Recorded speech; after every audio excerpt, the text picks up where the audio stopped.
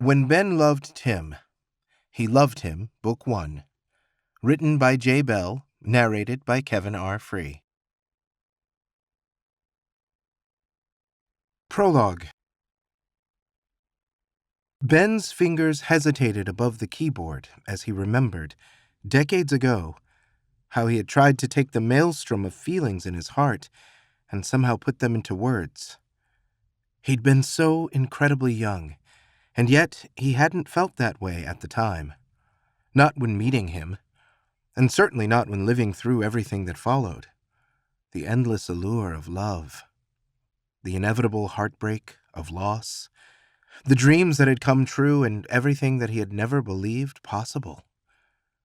Ben liked the idea of going back to relive it all, no matter how bad some of it would hurt. And so, haunted by the memory of a summer long since past, he began to type.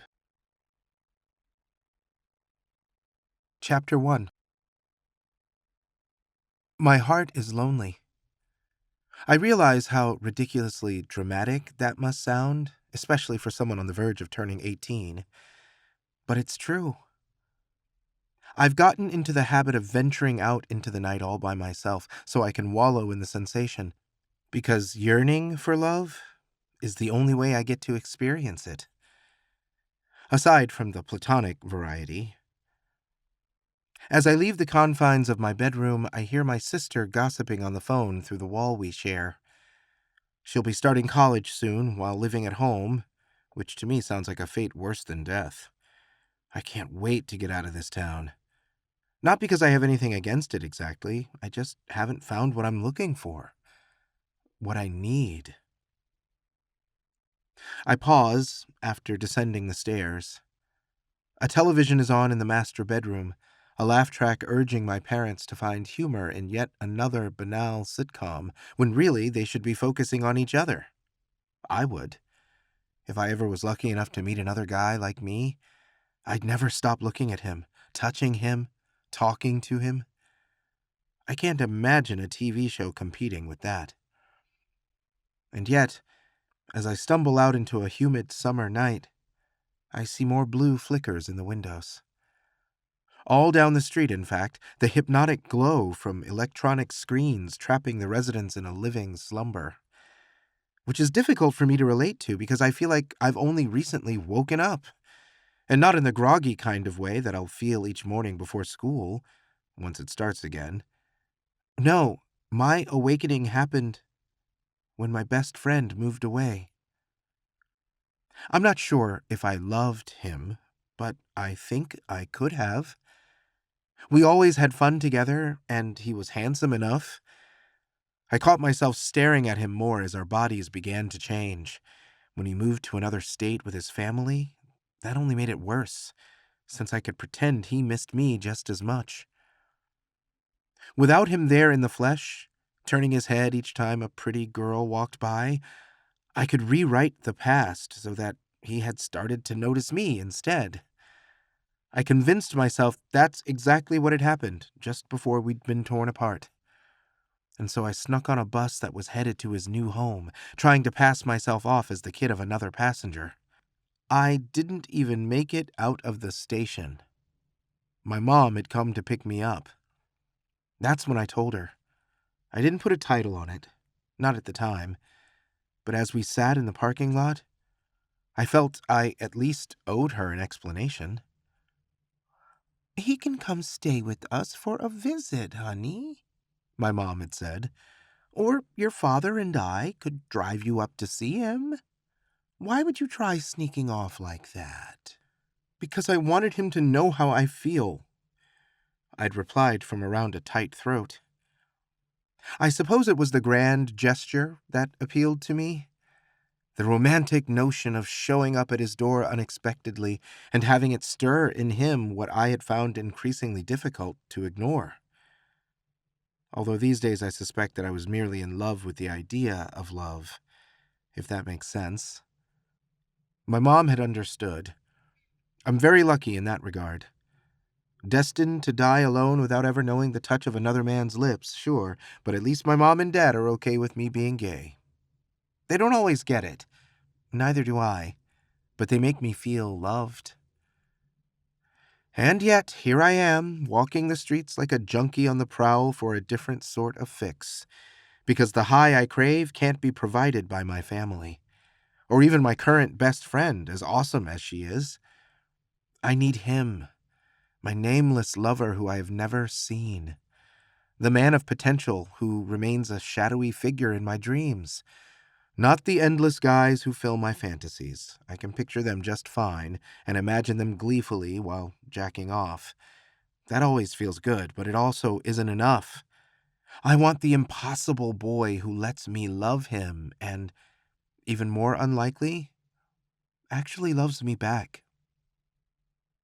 And so here I am, walking down a suburban street in the middle of the night to be closer to someone who doesn't exist. But the dream feels more possible here, away from all the distractions of modern life. No ringing phones, no television chatter, no seductive computer screens. Just the hum of cicadas in the trees and the gentle glow of lightning bugs drifting above the grass. I guess, like me, they're out here seeking a mate. As I turn down a paved path that leads through a park, I can't help but wonder what sort of insect I would be. What sound would I need to produce? What exotic dance would I need to perform to attract another like myself? Do I need to figure out how to make my butt glow green?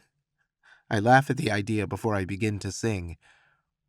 Like the feelings in my heart, the need often comes unbidden and is just as instinctual. I can't remember learning how. For me, it's a natural extension of my voice. In the same way people graduate from crawling to walking to running, I had gone from gurgling to talking to singing, and according to my dad, I rarely ever stopped. Even when he wanted me to, which he only says with teasing affection. People tend to like the sound of my voice. When I'm singing, anyway. The cicadas provide the backing vocals as I really start to belt out a song. That's another perk of going on these night walks. The world feels like it belongs to me alone. And the occasional dog walker. But for the most part, I can do silly things, like grabbing the chain of a playground swing to twirl in a circle, as if I'm in some sort of hokey musical. I'm still singing when I return to the paved path, getting so into it that I clench my eyes shut. That's when the sound of a drum joins my song, a steady thump, thump, thump of percussion that grows louder until I open my eyes in confusion. My voice strangles to a halt, but the drum keeps pounding, matching the beat of my heart because I'm not alone. And he's handsome. The guy running toward me is my age. His black hair is short and spiky, his brown skin wet from exertion. Muscled arms continue to pump as wind-blown clothes cling possessively to the contours of his body, revealing tight pecs and a flat stomach with subtle ridges that my fevered imagination interprets as abs. The package in his athletic shorts bounces left and right, like a dog wagging its tail in greeting. But I don't allow my gaze to linger there, even though it would like to set up camp by pitching a tent next to his. I notice the dark hair on his legs before electric blue shoes capture my attention, but they're unable to hold it because I need to see that handsome face again, which is a whole lot closer now. I notice the way his strong brow furrows, thick eyebrows crinkling in the middle above silver eyes that make the breath catch in my throat when they meet mine. I can't say anything, my voice rendered powerless as he jogs past me with puzzled concern. I finally manage to breathe in and can taste his sweat on the gust of air left in his wake. I stare openly while watching him go, desperately trying to memorize each detail as the shadows reclaim him. He passes by a lamppost, his shoes reflecting the light in fleeting flashes, distant blue dots that blink on and off like a new sort of lightning bug. If only I knew how to answer his call. My chest is heaving, first with excitement, then with laughter. I'm such an idiot. I literally stopped in my tracks when noticing him and then stood there the whole time, gawping like a tourist. That's just it, though. I've never seen anyone like him before. I have an encyclopedic knowledge of the hot guys in our school. I can summon them up with almost perfect recall. If I had ever seen him before, the boy in the blue shoes, I never would have forgotten. Ever. And I won't. I'll be thinking of him on the way home, on the way up the stairs, on the way into my room, and especially when I'm behind a locked door. Because I might not have anyone to love, but at least now the shadowy figure in my dreams has a face and an incredible body. What do you think? Allison holds up another shirt to my chest, but it barely registers. The door to the second-hand clothing shop has just opened, and in the full-length mirror, I see a dark-haired guy walk in. I perk up, certain this is the moment we'll formally meet, but I deflate again when noticing how pale the newcomer is. My guy has a perfect tan, or naturally brown skin, I'm not sure which, but I keep wondering because... Ben! My best friend says in frustration. I'm not doing this for fun, you know. My attention flicks to her reflection in the mirror, where her dark, expressive eyes are slowly losing patience. Sorry, Mom, I tease. I was thinking about all the school supplies we still need to buy. I know exactly what you were thinking of, Allison says, glancing over her shoulder as the guy walks behind us. She jiggles the shirt. What do you think? Will your new boyfriend like this one? It matches your eyes. I consider myself in the mirror, not entirely disappointed with what I see. I always feel more attractive during the summer when the sun highlights my brown hair, making it appear blonde. My skin actually has some color at the moment, which is saying a lot because otherwise I'm hopelessly white. Allison never fails to remind me of that, usually with a playful smirk. We're quite the contrast in that regard, her ebony skin glowing with a natural sheen that I envy. Both of us are skinny, which works in her favor more than it does mine. I can only assume that if I ever meet another guy like me, he'll wish I had the same sort of muscles I long to squeeze. I never seem to put on weight, even when I try, and the only thing that push-ups inflate is my self-doubt. I say helpfully, before shrugging. Allison wraps her arms around me from behind. You're the doll I always wanted when I was a little girl. Let me find a few casual options and you can try them on for me. I mean, for him. I laugh, not worried about her having unrequited feelings. Allison loves me, I love her back, but thankfully there has never been anything more between us. Not that I would mind. If there was ever an exception to the rule, I'd want it to be her. Allison is wonderfully patient when helping me choose outfits. I still get the final say, but only after she has whittled down the options with her superior sense of style. I need all the help I can get if I don't want to end high school without having gone on a single date. I'm not ugly. I wouldn't describe myself as hot. I'm just some guy in search of the same. Which, of course, is on my mind as we begin the drive home in Allison's ratty old car. The windows have been perpetually rolled down ever since the AC stopped working at the start of summer. Radio is the only option, the slightly bent antenna attached with duct tape, by yours truly, so we at least have music to sing along to. That's one of our greatest bonds.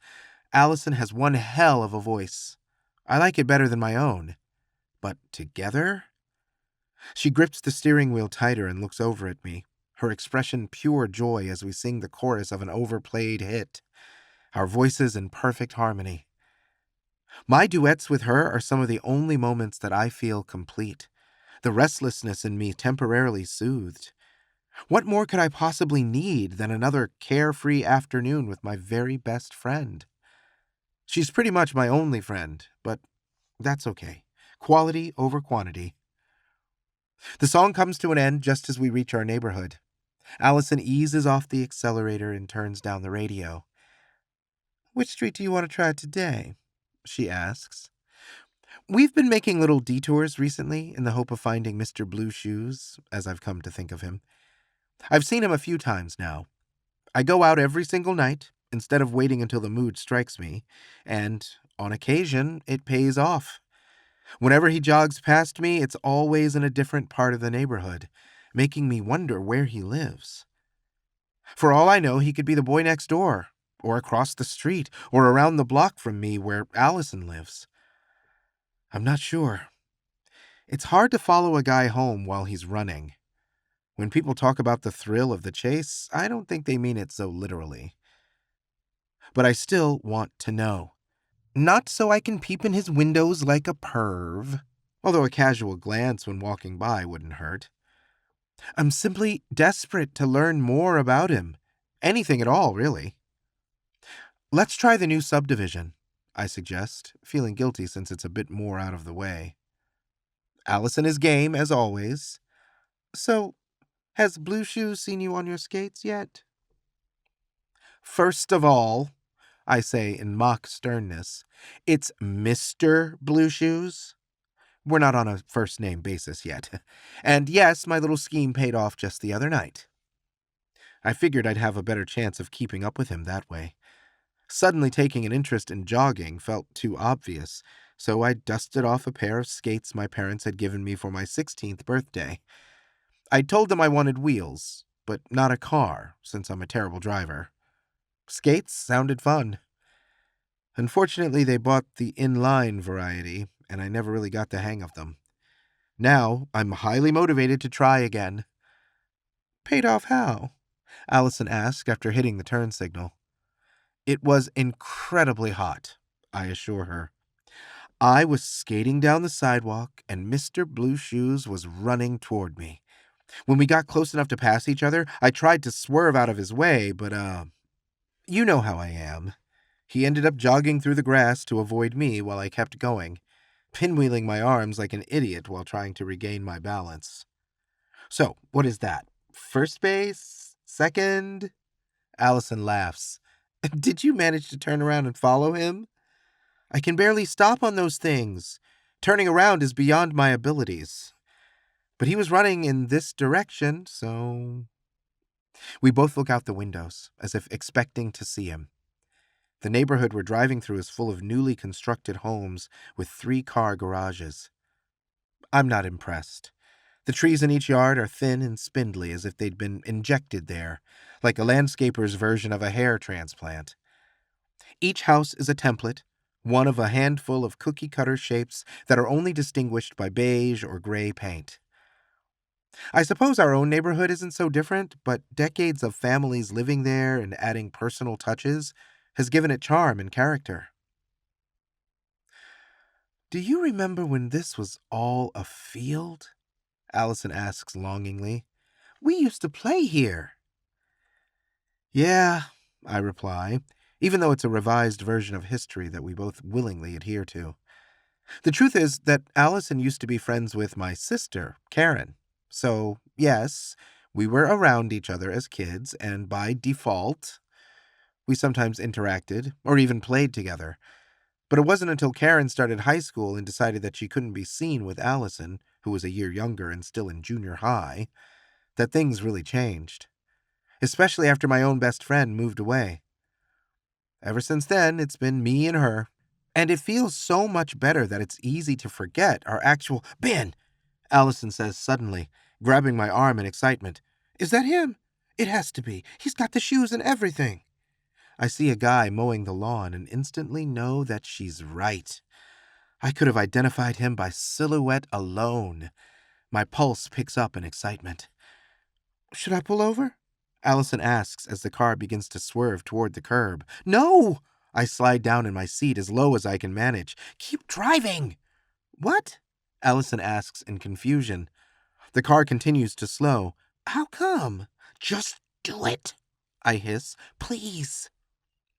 The car moves back to the center of the lane, but as we pass Mr. Blue Shoes, Allison is staring openly. Mm, mm, mm, she says, as if offered a slice of delicious pie. I can see why you're so obsessed. If he's straight... It'll break my heart, I tell her, pushing myself up to a normal height again. So what's the game plan here? Allison asks. You're going to talk to him, right? Now? I ask incredulously. No way! She narrows her eyes at me. So what are you going to do? Wait until night and hide across the street from his house so you can keep admiring him from afar? We've gotten close before, I say in my defense. Fine. So you've admired him from not so far, which isn't much better. Make your move. How? The car pulls over to the side of the street. I don't know, but you're about to figure it out. What do you mean? I ask, my panic already rising. I'm pushing you out of the nest, Allison says, nodding at the door on my side. Go on now.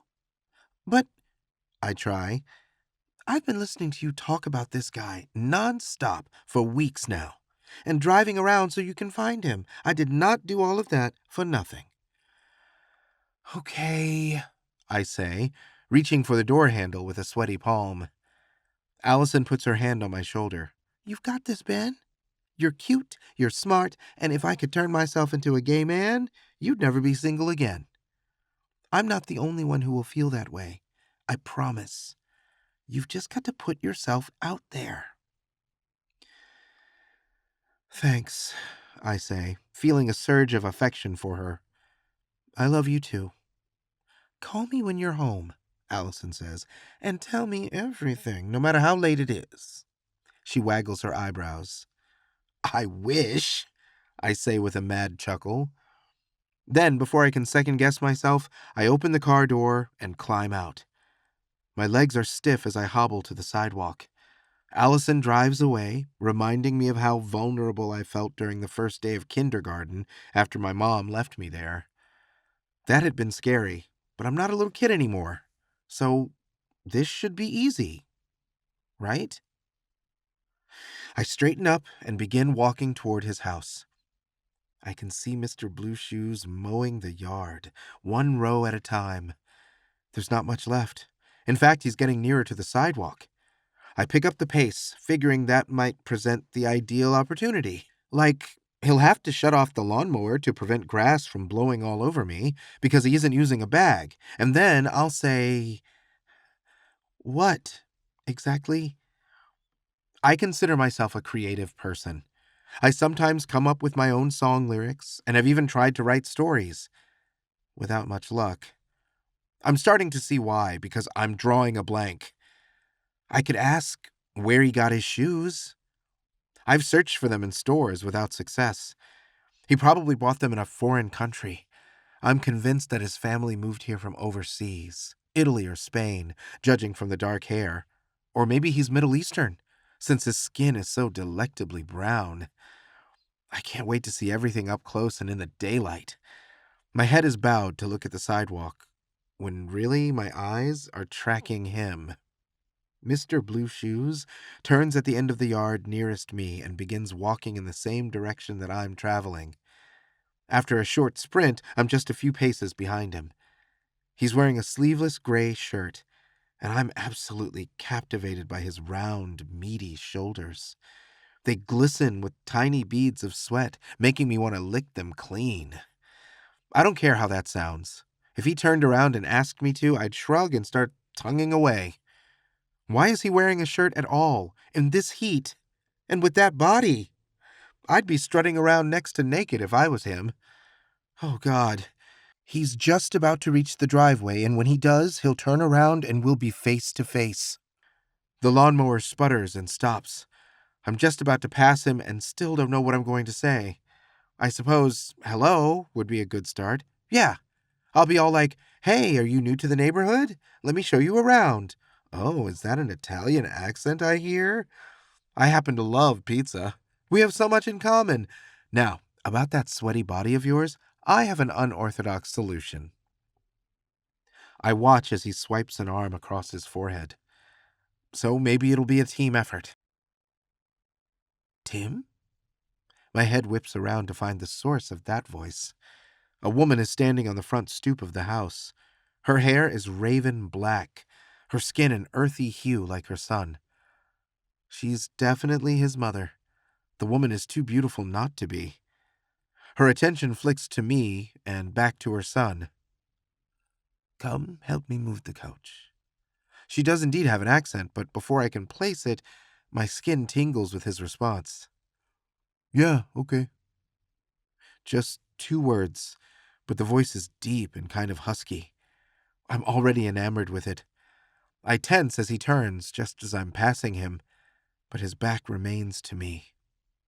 I keep walking, only daring to glance over my shoulder when I've reached the next driveway and see him disappear into the house. Allison is going to be disappointed. I know she will, but I'm beyond thrilled because I know where he lives now. I'll know the sound of his voice when imagining him whispering seductive words into my ear. Best of all, I know his name, and it's one of my favorites, more so now than ever before. I wait until I'm at the end of the block before I stop biting my bottom lip long enough to try it on for size. Tim. Chapter 2. We finally made it, Allison says after parking her car. She glances over at me and smiles. We're top of the food chain. Remember how terrified we were our first day as freshmen? I've blocked it out, I say, already scanning the school parking lot. This is a moment to remember, Allison replies dramatically. We're seniors now. Every single day will bring us closer to college. We're practically grown-ups.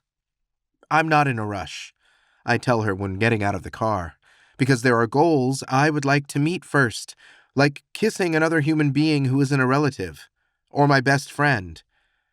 But that was only practicing and definitely didn't count. I can't wait, Allison says. I'm ready to be out on my own.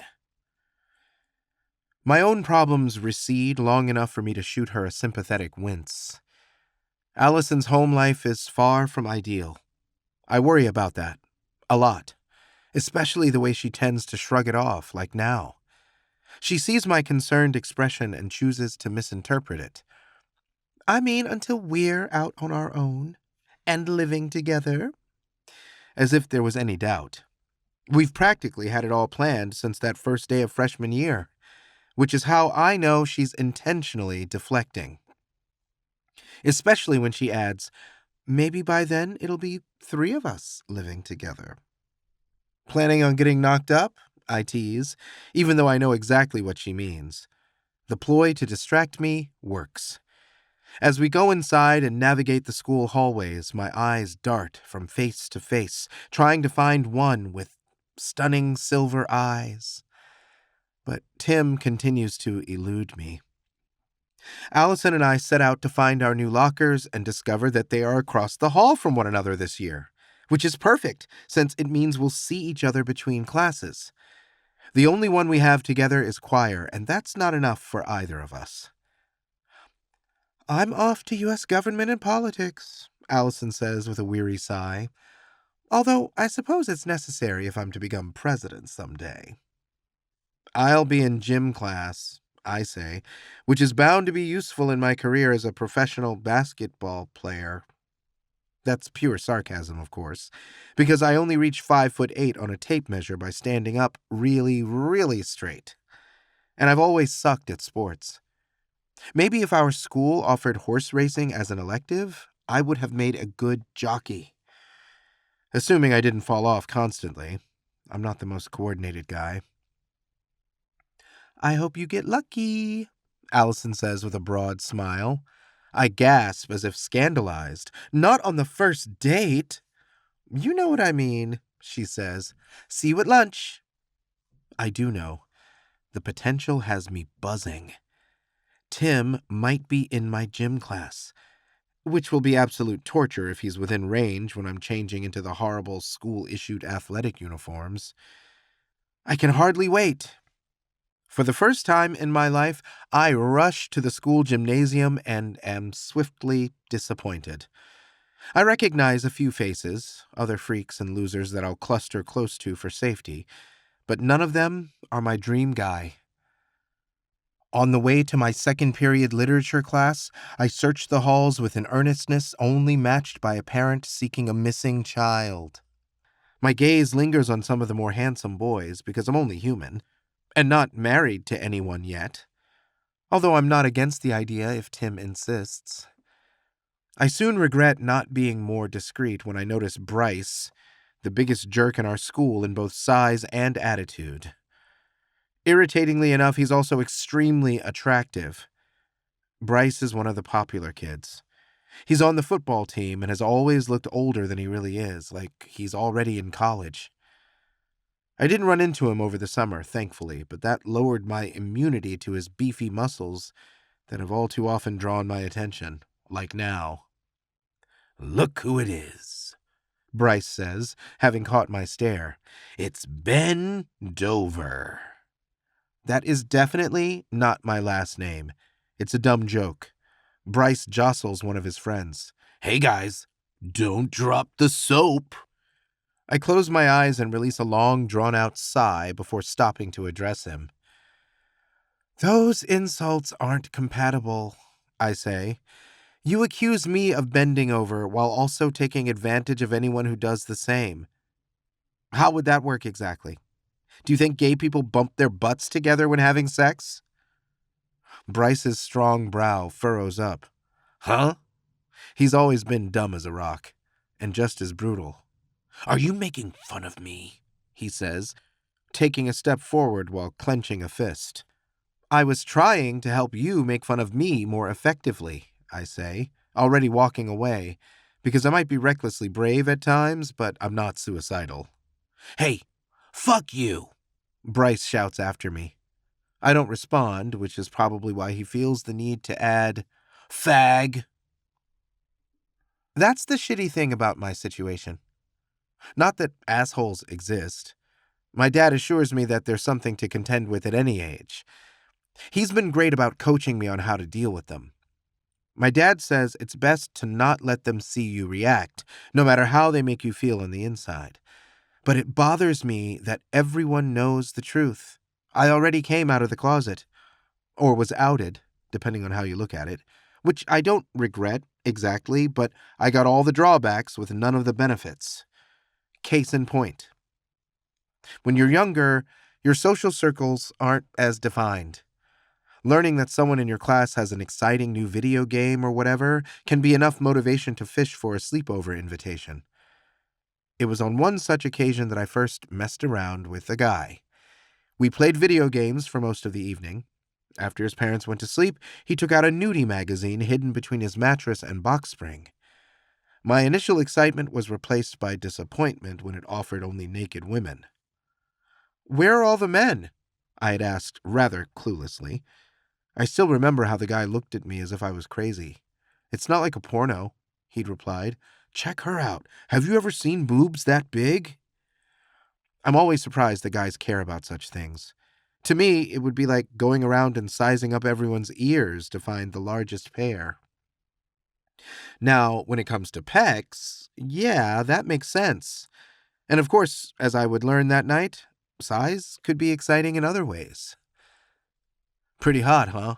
the guy had said, nodding at the open magazine. "The only problem is that it's hard to jack off when your hands are full."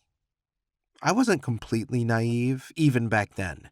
I knew perfectly well that it's easy to hold a magazine one-handed. Just fold the cover back. But luckily I held my tongue long enough for him to suggest a solution. "But I guess if we helped each other and took turns, that would work, right?" "Let's find out." And we did, sort of. He wanted to go first, meaning I had to do all the work, which was fine with me even when he finished and became theatrically sleepy. "Maybe in the morning," he'd promised. "I'm really tired." "Yeah, me too," I'd replied, lying awake half the night before sneaking off to lock myself in the bathroom. That wasn't the last time. Not with him, or a few others. because word began to spread and I was willing to do more than just use my hands. For a horny teenager, I was in absolute heaven. Even though the encounters were always one-sided, they helped me come to terms with myself, the emotional and physical impulses melding together into one simple concept. I'm gay. Rather foolishly, I thought those other guys would appreciate me cluing them in, like a course map sent from the finish line. I told each of them in turn, expecting to see their faces light up with the same realization. Instead, the opposite happened. No more sleepover invitations. My calls went unanswered. I was a ghost in the halls when they saw me at school. Then the rumors began to spread, and I sure as hell wasn't going to pretend that I'm not gay. The cat was already out of the bag. I figured if there was a chance of finding someone like me, that it paid to advertise. So I came out. Whenever people made the accusation, I proudly confirmed it. Yes, that's right, I'm gay, so what? Which is how I became Ben Dover. Ben Gay, Buttfuck Ben. I've heard them all. And for the most part, I try not to care, but it sucks anyway, because there should have been a silver lining. Some shy guy who approached me when no one else was looking to say, "Are you really? Because I am too." My throat feels raw as I enter my Spanish class. I just want someone to love. So how come I get so much hate? I think of Tim again, a flame rekindling in my heart as I take a seat. I watch the door, hoping to see him enter. I've been thinking about his mom's accent, which sounded Hispanic, and assuming that Tim can already speak the language, what teenager wouldn't want the easy A? But alas, my rainbow dreams are too big for such a small gray classroom. The teacher shows up, shutting the door behind her, and with it, one more chance to find the companionship I so desperately crave. Allison has good news for me when we meet in the school cafeteria for lunch. "I saw Tim." I grab her shoulders and attempt to throttle the information out of her. "What? When? Where?" She laughs and twists sideways to escape my grip. "In the same hallway as our old biology class. That has to be a sign." "I'd like it even better if it was chemistry," I say with a grin. "What was he doing? And wearing? Did he seem like he was looking for anyone? As in me?" She averts her gaze before glancing around for a table. "Where are we going to sit this year?" "Same place as always," I say dismissively. "What aren't you telling me?" Allison sighs. "Tim wasn't alone. He was walking with Stacy and Daryl." I groan, because they're two of the popular kids, as in the most popular. Daryl looks like a toad, and if his family wasn't filthy rich, would probably be at the bottom of the social pecking order like we are. Stacy is a drop-dead gorgeous brunette who is dating Bryce, but unlike her big dumb ox of a boyfriend, she's viciously smart. And an overachiever. She used to give Allison hell, back before we both learned to avoid their clique. "Maybe they were picking on him," I suggest, already knowing it can't be true. "Sorry," Allison says in sympathy as we begin walking toward our usual table. "Maybe he'll figure out that they're terrible people. You could be the one to tell him." "Yeah, you're right," I say, perking up again. "I have a million horror stories I could share with Tim. Nobody in their right mind would still be friends with those jerks after learning the truth. Unless he's cut from the same cloth." "Of course, that means you'll actually have to talk to him," Allison presses. "What should I do? Go to his house after school as a concerned citizen?" "If that's what it takes," she says. "Or maybe you'll have a class together. You've got 3 more chances." She's fighting down a smile as we sit across from each other. I, might have gotten lucky. Guess who chose to sit next to me in calculus?" "Was it Tim?" I ask with a straight face. "No, you have a one-track mind." "It was Ronnie." I play dumb. "Who?" Allison arches one of her eyebrows. "You know who he is. You had a crush on him too." Which still stings a little, because Allison had ended up dating him sophomore year. Not that I had a chance in hell. Ronnie is straight. He wasn't one of the guys I messed around with. But that's when it started to feel weird because Allison had finally landed her first boyfriend, which convinced me that I would too. And yet, here I am, hopelessly single while she's gone on to date other guys, my envy increasing with each. I thought Ronnie was too immature for you, I say. He was, and maybe he still is. Allison smirks and shakes her head. But you should see the boy because he has gotten fine as hell. He was always hot, I say with a sigh. Then I force a smile, wanting to support my best friend. So, what do you think? Are you going to make a move? Or give him another chance? We discuss the possibility before moving on to other subjects until the end of lunch. Tim isn't in the following period, and I don't really expect to see him in choir, although I'm sure he'd be a baritone. So, anticipation is high when I reach my final class of the day, physics. Instead of individual desks, wide tables seat 2. I watch the door, the chair next to mine remaining empty. It soon becomes one of the only available seats, which I don't take personally because this is perfect. I can already imagine meeting Allison after school and getting to say, I got lucky too. I'm still watching the door when someone I recognize finally shows up. My stomach sinks as a gangly guy with red hair stumbles on his way inside, his eyes filled with anxiety as he surveys the classroom. Danny seems relieved when noticing the empty seat next to me. Hi, Ben, he says, clutching a backpack with 2 loose straps to his chest. Can I sit here? Yeah, of course, I assure him, trying to hide my disappointment. Danny drops his backpack on the table, the chair scraping loudly across the floor as he sits.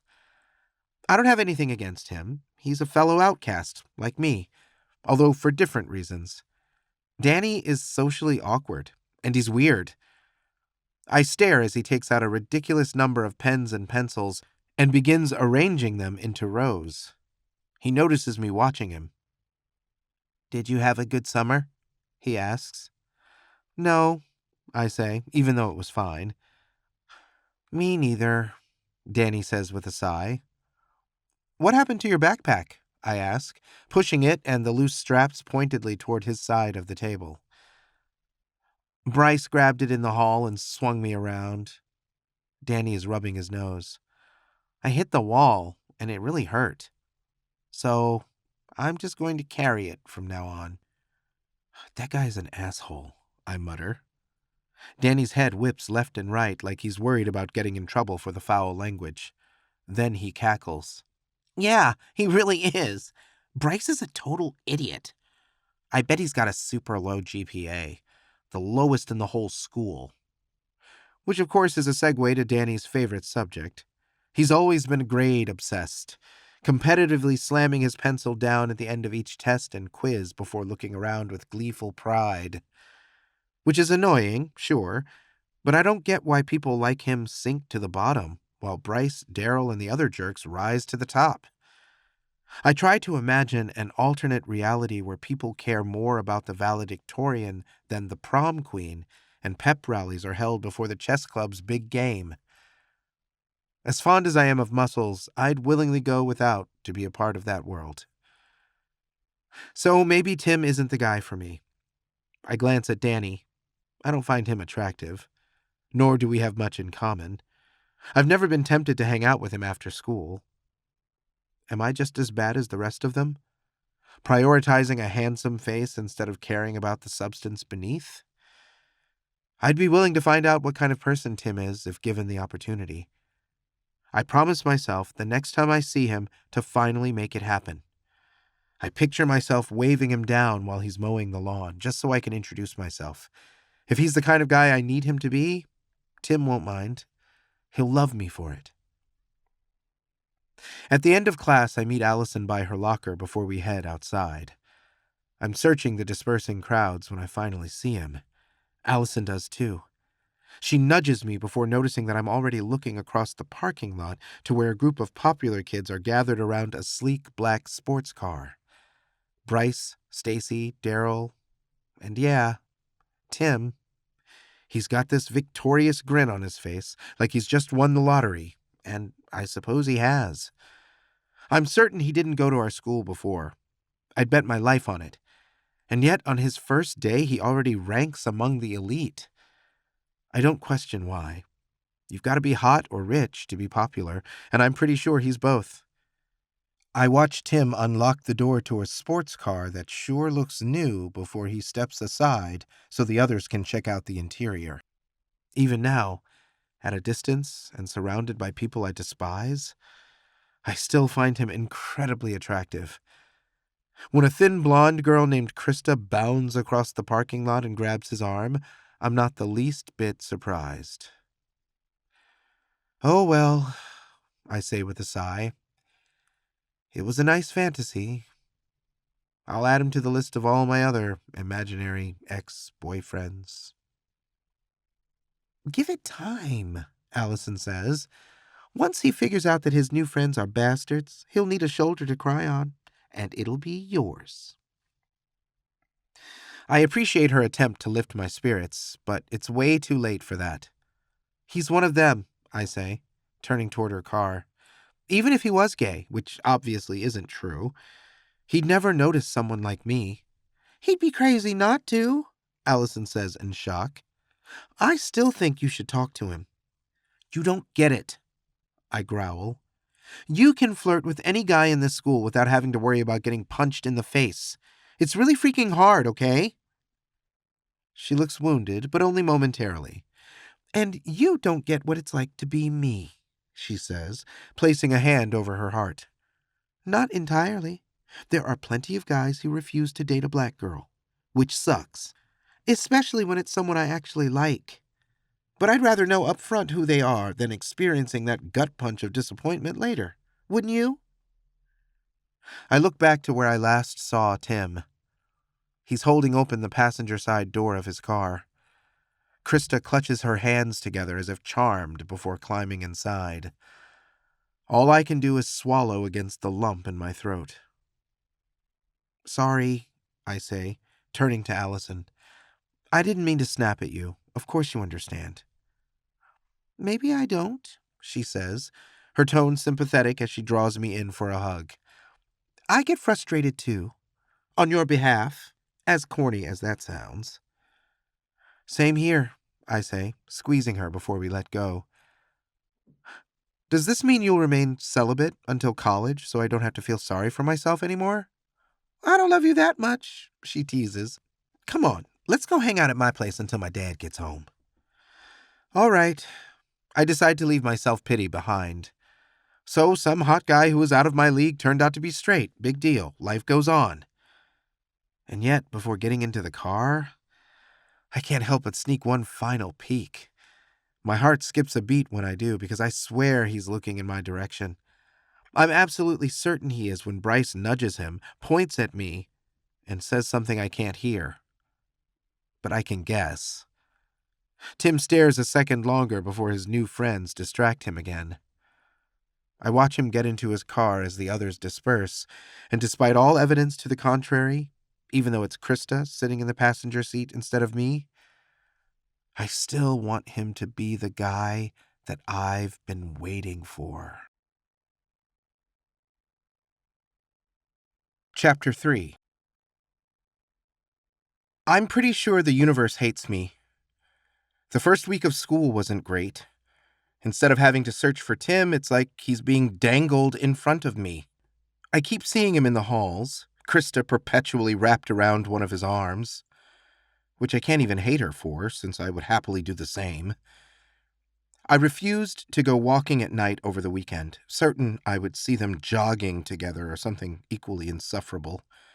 I hung out with Allison instead, which was nice, even though she keeps talking about Ronnie, who admittedly has indeed gotten much hotter.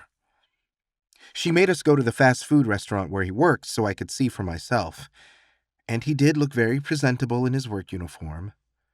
I was crazy about his mischievous smile and milk chocolate skin back in freshman year, not that I stood a chance then or now. Ronnie clearly has a thing for Allison, so it's only a matter of time.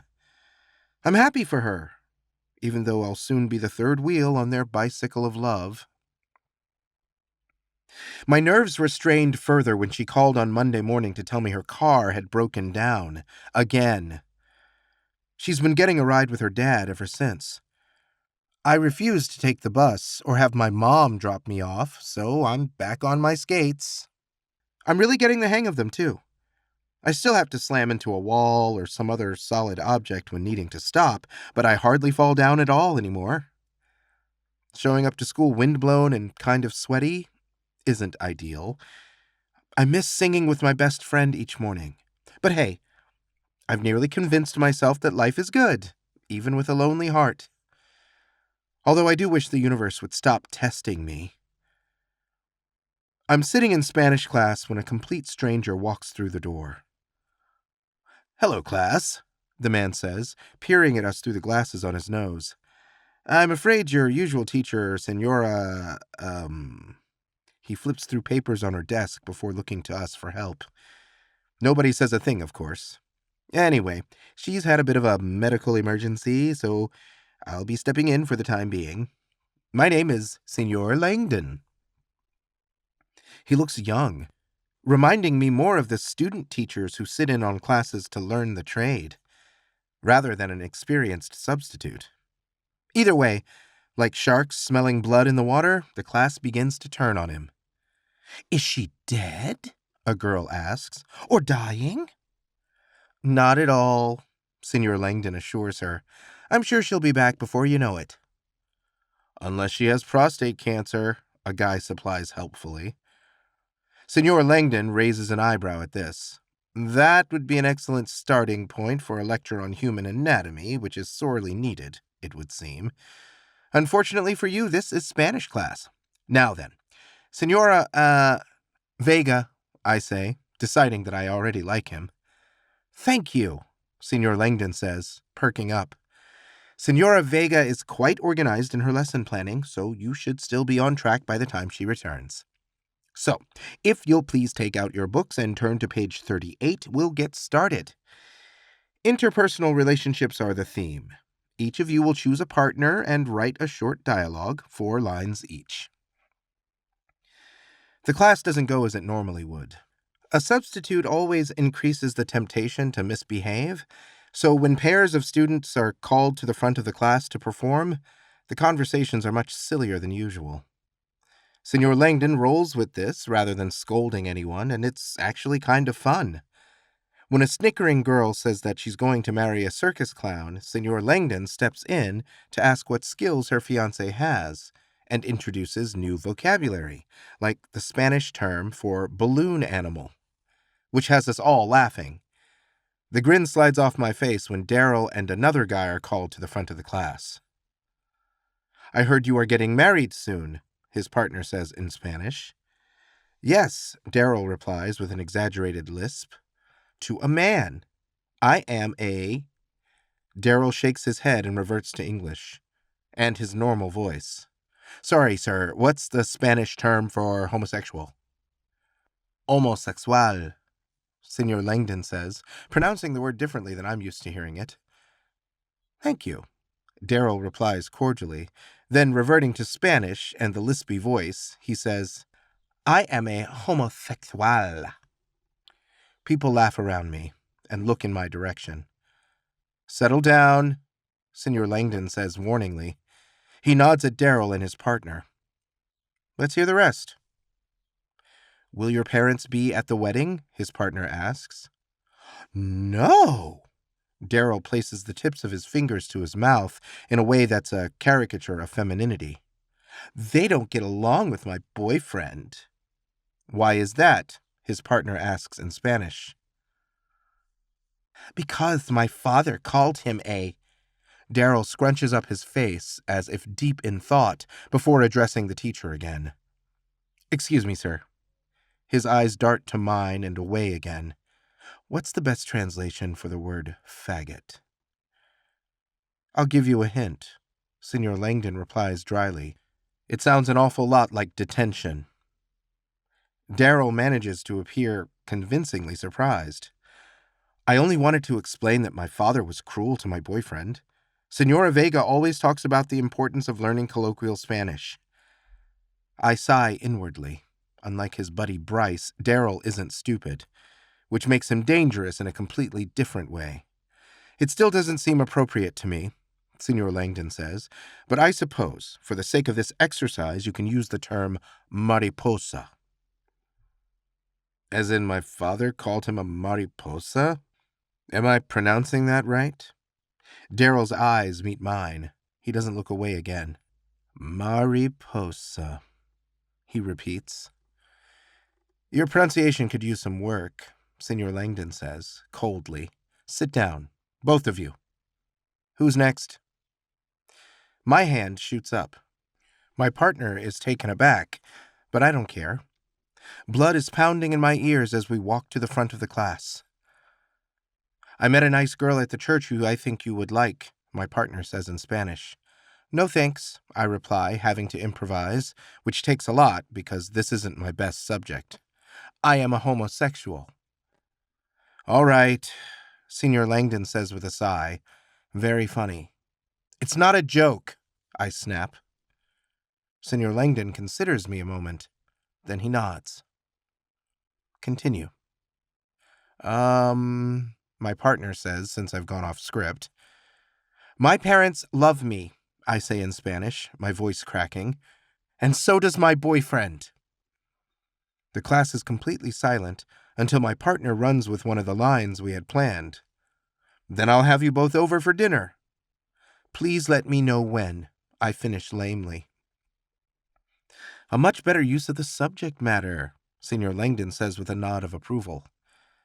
My face is burning with indignation as I return to my seat.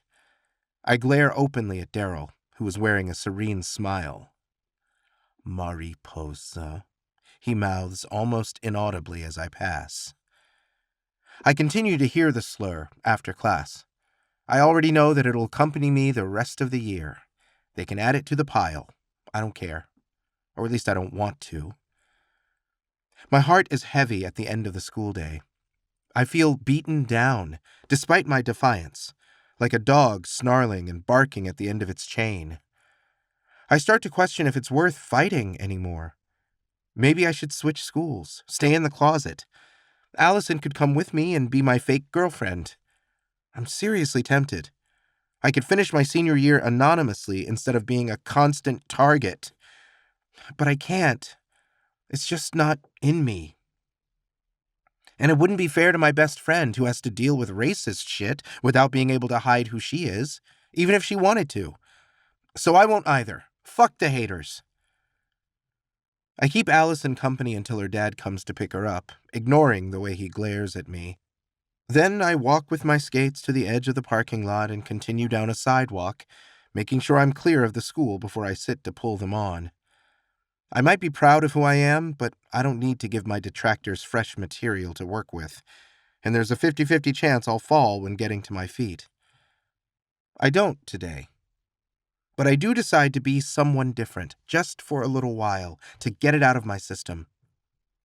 I head in the opposite direction of my house, wandering into an unfamiliar neighborhood. I skate around while choosing the house I want to live in, pretending that I've already graduated from college. I've begun my career as a marine biologist, an occupation that has never appealed to me, but that's the point. And while I'm out there saving the whales or whatever, maybe I'll see someone lost at sea, a handsome and sweet guy clinging to the last vestiges of his sunken ship. I'll rescue him, of course, and he'll insist on taking me out to dinner in gratitude. I let myself slowly and gently collide with a tree to stop, all while shaking my head. I'm hopeless. I know who I am and what I want. People can hate me for that. It won't make a difference. They can lock me up somewhere or beat me to a pulp, but it won't change how I feel inside. I'm going to love someone or die trying. That's a real possibility because I have a brave heart that refuses to be silenced. Anyone who makes the attempt is in for one hell of a fight. I notice that the sun is beginning to sink and decide to go home. I'm feeling a lot better by the time I near my own neighborhood. High school might be a bust, but college is where people experiment and figure out who they really are. I'll be there to assist any confused straight guys, and after I've blown through enough of them, chances are that I'll find a pearl among the oysters. Another frustrated gay guy like me who is ready for love. My soaring spirits take a tumble when I notice someone jogging on the paved path ahead of me. It's him. Of course it is. Tim's alluring arms are on full display, thanks to the sleeveless shirt, and his butt looks ridiculously pert tucked into the tight nylon shorts he wears. These details annoy me more than they tempt me. It doesn't help that we're in the same park where I first saw him, the very place where this stupid obsession began. My instinct is to stop somehow and turn around so I can take a longer route home to avoid him. Then again, why should I? I'm tired of making concessions for people who have already inherited the earth. Movies and TV shows are full of heterosexual couples. Their love is celebrated in song and immortalized in art. They can hold hands in public, kiss each other without being attacked, and don't have to fear being fired from their jobs or rejected by their families for responding to their natural urges. So why do they unleash so much grief on people like me when they already have it all? How petty can you get? Like a king who resents the patch of strawberries growing behind a peasant's hut, when he gorges himself on a feast 3 times a day. Or exactly like the stupid popular kids, high school royalty, who give the rest of us shit when they should be the most benevolent of all since they've got it easy. But no, the ones on top always kick at those beneath them, not wanting to share the sunlight, even though there's plenty to go around. I'm done. I don't care how hot Tim is, or how bad I still want him. He makes me hate that side of myself. I wish I could switch it off so I don't have to feel it for the wrong person, but I can't. And it pisses me off. I tuck my arms close to my body before lowering myself to pick up speed. The world refuses to make room for me? Fine, I'll cut my own path. Get out of my way, I growl. Tim looks over his shoulder. Then he turns to face me, his silver eyes widening with panic. He's blocking the path and getting closer by the second. I want him to scurry out of my way in fear, but he seems frozen in place. Uh-oh, I say, my arms beginning to pinwheel. Watch out! Tim tries to dive into the grass, but it's too late. I slam into his side just as he leaps, sending him twirling through the air before I lose track. I've bounced off him and am rolling backwards. My skates finally leave the pavement where I fall onto my rump. Fuck! I wince, expecting to hear a barrage of insults. Instead, the swearing continues, seemingly without direction. Shit, shit, shit! Oh, man! Damn it! I scramble onto my hands and knees so I can see what became of him. A slope on one side of the paved path leads down to a narrow drainage ditch. Tim is near the bottom, rocking back and forth on his butt while holding one of his legs aloft. Sorry, I cry. Wait right there. I'll help you. I manage to stand, but my skates slip on the grass and I lose my balance. I slide down the slope until I end up on my back next to him. My hero, Tim grumbles, his eyes widening as I take off the bike helmet that makes me look like a mushroom, but I figure it's better than turning myself into Bryce by accident. Holy shit, he says in shock. You're the gay stalker. My mouth falls open. The what? Nothing, Tim says with a shake of his head. I mean, the night stalker. That's not much better, but I don't get the chance to tell him because he winces in pain and groans. I notice the blood dripping down the leg he's still gripping. How did he get so hurt? We both fell on soft grass. Unless a bone snapped on his way down and pushed through his skin. Did you break something? I ask. Tim says. Feels more like a sprain. With that much blood? He seems to notice something. I follow his gaze to a jagged rock sticking out of the grass. Oh, I say with a guilty swallow. It's just a scrape. I'll be fine. I watch him lower the leg experimentally, but as soon as his heel touches the ground, he lifts it back up again with a grimace. I'm making the same face in sympathy. Hold on, I say, pulling at the straps of my rollerblades. I'll help you up. You're the one who did this to me, he shoots back. Yeah, I say sheepishly, as I unshoulder my backpack to get at my shoes. But that was an accident. Tim's brow furrows up. It sure didn't look that way to me. And he sure looks handsome, even when wearing an incredulous expression. I say in my own defense, smooth as always. Tim has gone back to testing his leg, anyway. I get my shoes on and hang my skates off my backpack, serenaded the entire time by whimpers of pain. Maybe we should call an ambulance, I suggest. No, Tim says with intense reluctance. I'm fine, just... He hooks one of his arms, like he has it around an invisible man. That's where I'm supposed to go. I'm staring at the empty space when he holds out his hand.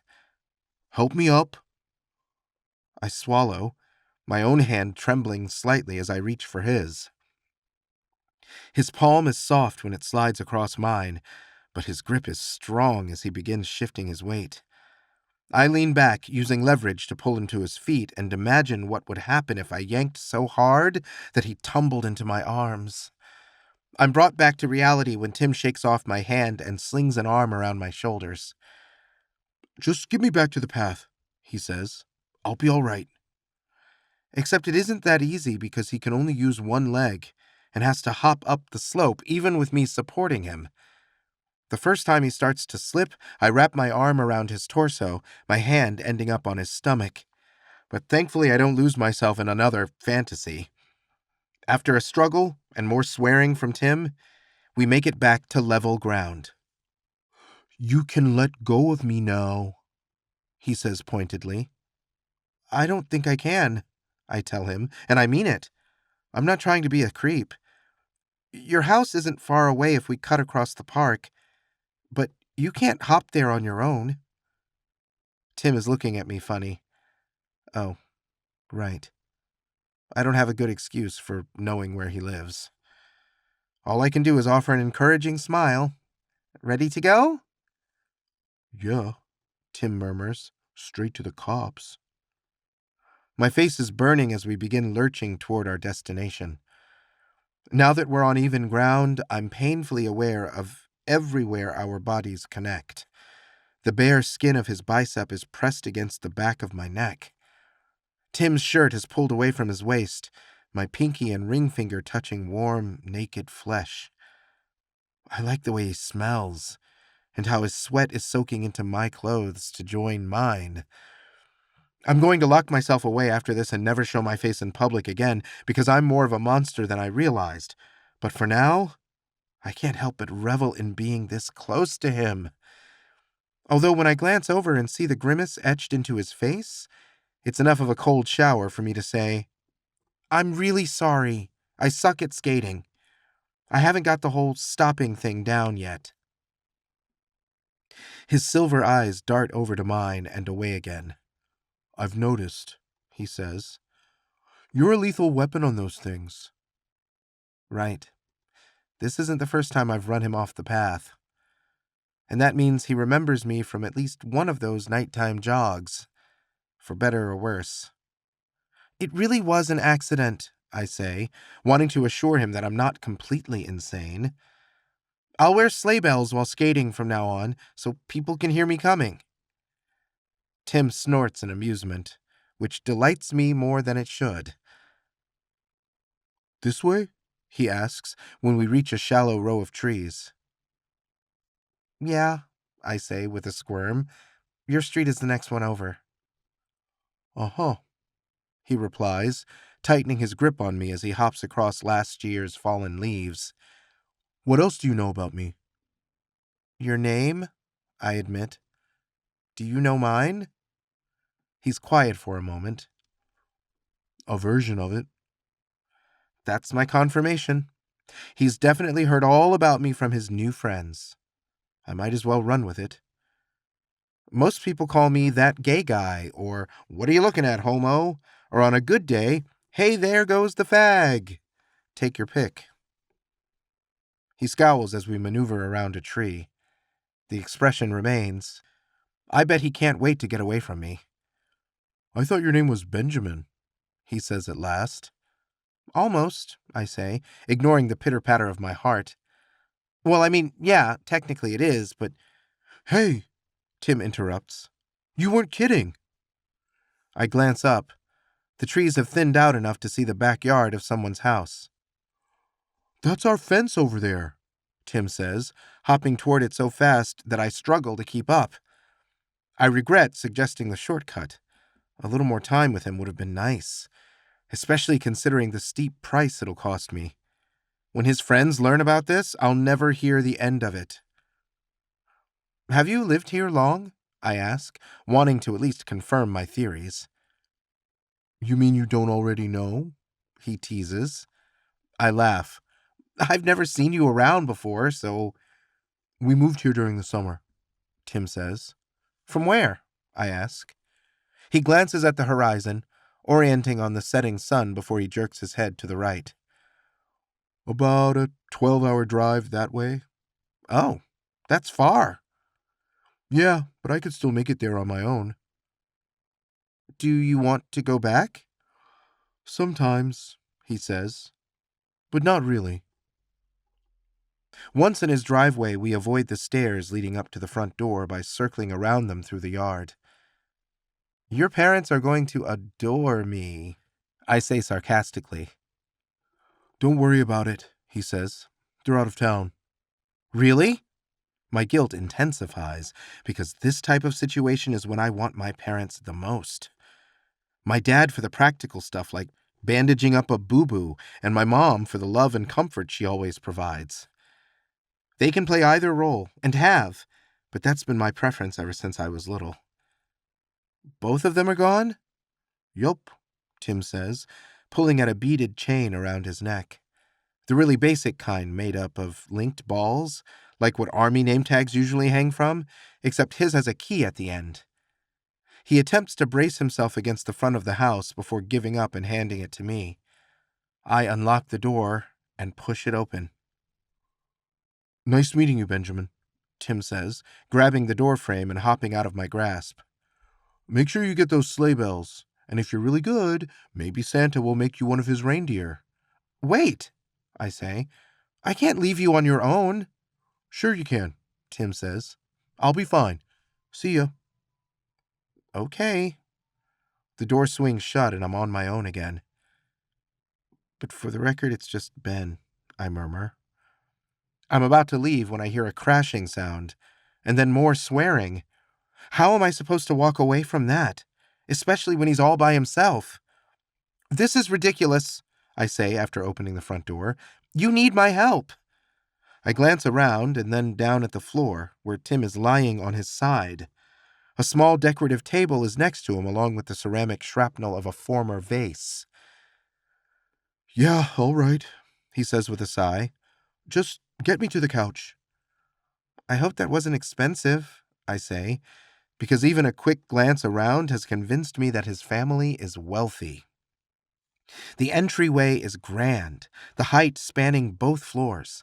Stairs lead up to a landing that merges with a hallway.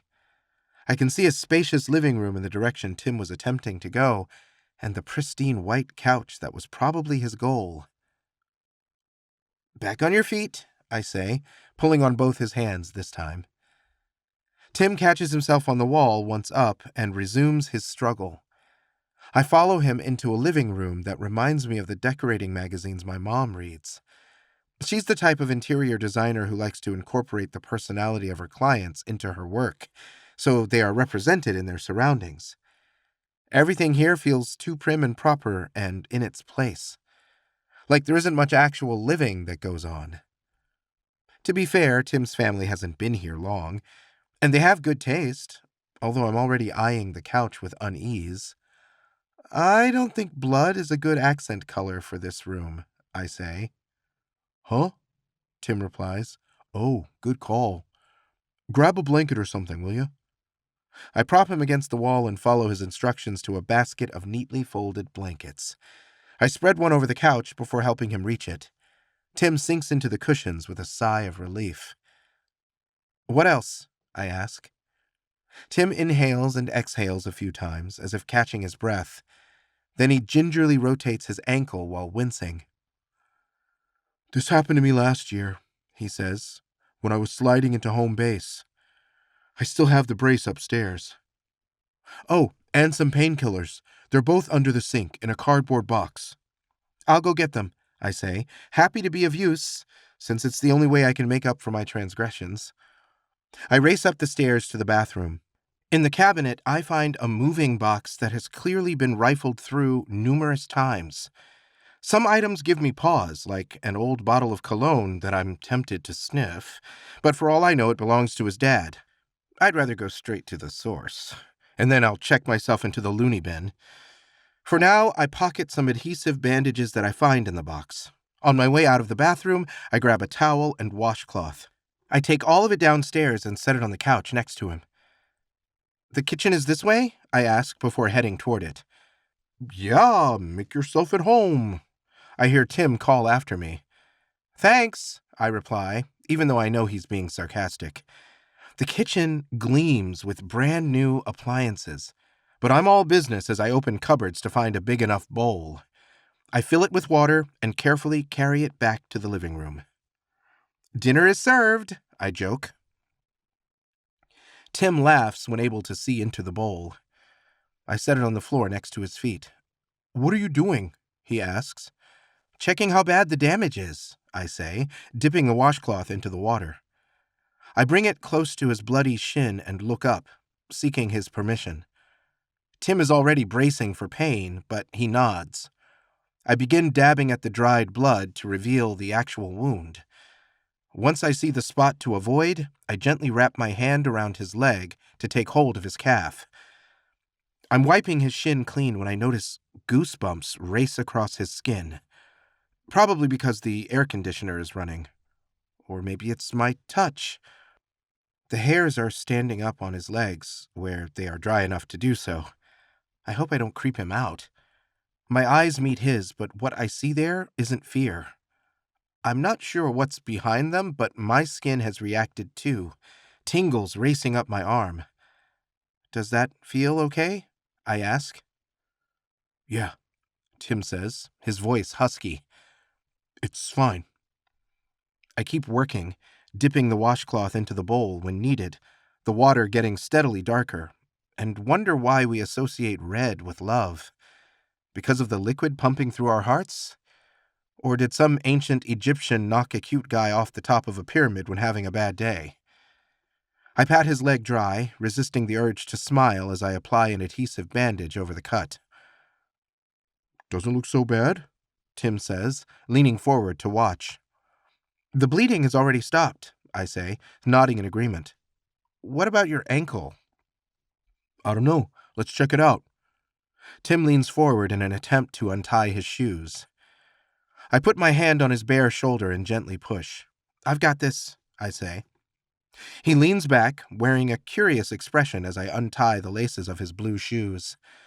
I start with the good leg, pulling that shoe off first. I'm braced for stinky socks, which even my twisted libido can't turn into something sexual. Not on such short notice, at least. But his socks smell fine. He tenses as I gently wiggle off the other shoe, and so do I, because I can already see how pink and swollen the ankle has become. One of the socks is stained with blood, so I peel those off next, revealing big brown feet with hairy toes, which I am way more into than I care to acknowledge. Fortunately, the injured ankle continues to distract me. "I think you need to see a doctor," I say, looking up in concern. "Nah, it's fine." Tim grabs the brace next to him. "Just put this on it. Tight, but not too tight, you know?" I do as he says, feeling horrible with each stifled whimper I hear. "If it hurts that bad," I begin. "That's what these are for," Tim says, jiggling the bottle of painkillers. "Get me something to drink before you go."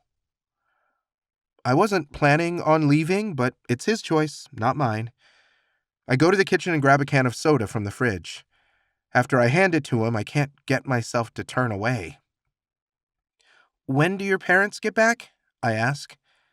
Next week, he says. But they'll come home early, right? When they hear what happened? Tim snorts. I'm sure they'll paddle across the ocean just as fast as they can.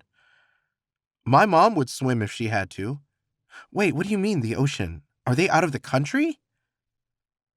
I'm fine, Tim says, tossing a pair of pills into his mouth before washing them down. And soon I'll be even better. Maybe I should stick around, I suggest. What if you need something? I'll crawl. It really isn't that hard. I gnaw on my bottom lip, but he's looking less patient by the second, so I finally turn away. I grab my backpack and dig through it to find a piece of paper and a pen. I write down my phone number. Just in case, I say, holding it out to him. He stares instead of taking the paper from me. I feel vulnerable. Okay, I prompt, stretching my arm out farther. Whatever you need, I'll come running. Tim finally grabs the piece of paper. I'm good, but okay. So I guess, see you around. He merely smirks in response. I see myself out, deciding that I will indeed move to a different town to begin a new life, because this has been one of the most humiliating experiences of my life. And simultaneously, one of the most exciting. Chapter 4. Tim is all I can think about while I'm eating dinner with my family. As soon as we finish and I've cleared the table, I leave Karen to fill the dishwasher so I can do medical research. I feel like I'm fighting against the clock to find a desperately needed cure, although all I come up with is bad news. Tim isn't okay. I'm going to go hang out with Allison, I tell my parents as I race past the living room. Don't forget that it's a school night, my mom shouts after me. Jogging isn't an interest of mine, and by the time I show up on Tim's doorstep, sweaty and panting, I decide that it never will be. I ring the bell and knock before worrying that he'll fall in the entryway again, so I try the door, which is still unlocked. Hello? I call, sticking my head in. It's me. I hear laughter before he responds. Get in here, you weirdo. I find Tim exactly where I left him, except now the television is on, and he's pulled the blankets close to cover himself. His face is pale. How do you feel? I ask. Tim raises the remote to mute the TV. Great. Kind of cold, though. He shoves off the blanket. Although now I'm kind of hot. And hungry. How's the ankle? I ask, taking a step closer to see. Oh, you know, Tim says, leaning forward to check. Then he leans back slowly with a haunted expression. It'll be fine. I can barely feel it. How could you not? I ask, turning on a lamp. The added light reveals swelling above the brace, like the top of a muffin. Tim! That doesn't look good. It's getting better, I swear. He reaches for the bottle of painkillers. Could you get me another Coke? Just a minute, I say, getting on my knees in front of him, but even I don't find this moment sexy. I start to unfasten the brace. What are you doing? He asks, jerking his leg away before hissing in pain. I looked it up, I tell him, gently taking hold of his foot and moving it close again. I think you have a grade 2 sprain. Meaning what? He asks. That you tore something. I suck in air as the brace falls away, revealing bloated flesh that is already starting to bruise. We've got to get you to the hospital. Or what? He asks, as if wanting to weigh his options. Or it won't heal right, and you'll always be in pain. And you won't be able to play sports anymore. I'm expecting that last bit to upset him the most. Instead, he twirls his index finger in the air and says, whoop-de-doo. I sit back, confused by his apathy. If you let it heal on its own, you might not be able to walk the same afterwards. And you sure as hell won't be able to run on it anymore. This seems to sober him up. For real? Yes! We need to go to the emergency room. Tim crosses his arms over his chest. Maybe tomorrow, if it's still bugging me. Tonight, I say, getting to my feet with determination. I'll call an ambulance. Or my parents. They can drive us. Wait, Tim says, sounding panicked. We don't have to get anyone involved, do we? I shrug, not seeing why it would matter. You can't drive yourself, I say, nodding to the injury, which is on his right leg. I can't imagine you pushing down on the gas pedal with that thing. Yeah, but maybe... I watch him clench his jaw as he struggles within himself. Then he perks up. You can drive, right? I freeze. I mean, technically. His brow furrows at this. You don't have a license? I do. It took me 3 attempts to pass the test, but I keep that to myself. All right, Tim says as he tries to push himself up. You can drive us there. In your car? I ask, already loving the idea. Tim laughs. In my mom's minivan. No way, I shoot back. I've seen what you drive. Of course you have, Tim interjects. And it's way cooler, I finish. This seems to please him. You're into cars?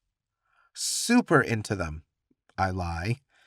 He eyes me a second before offering his hand so I can help him up.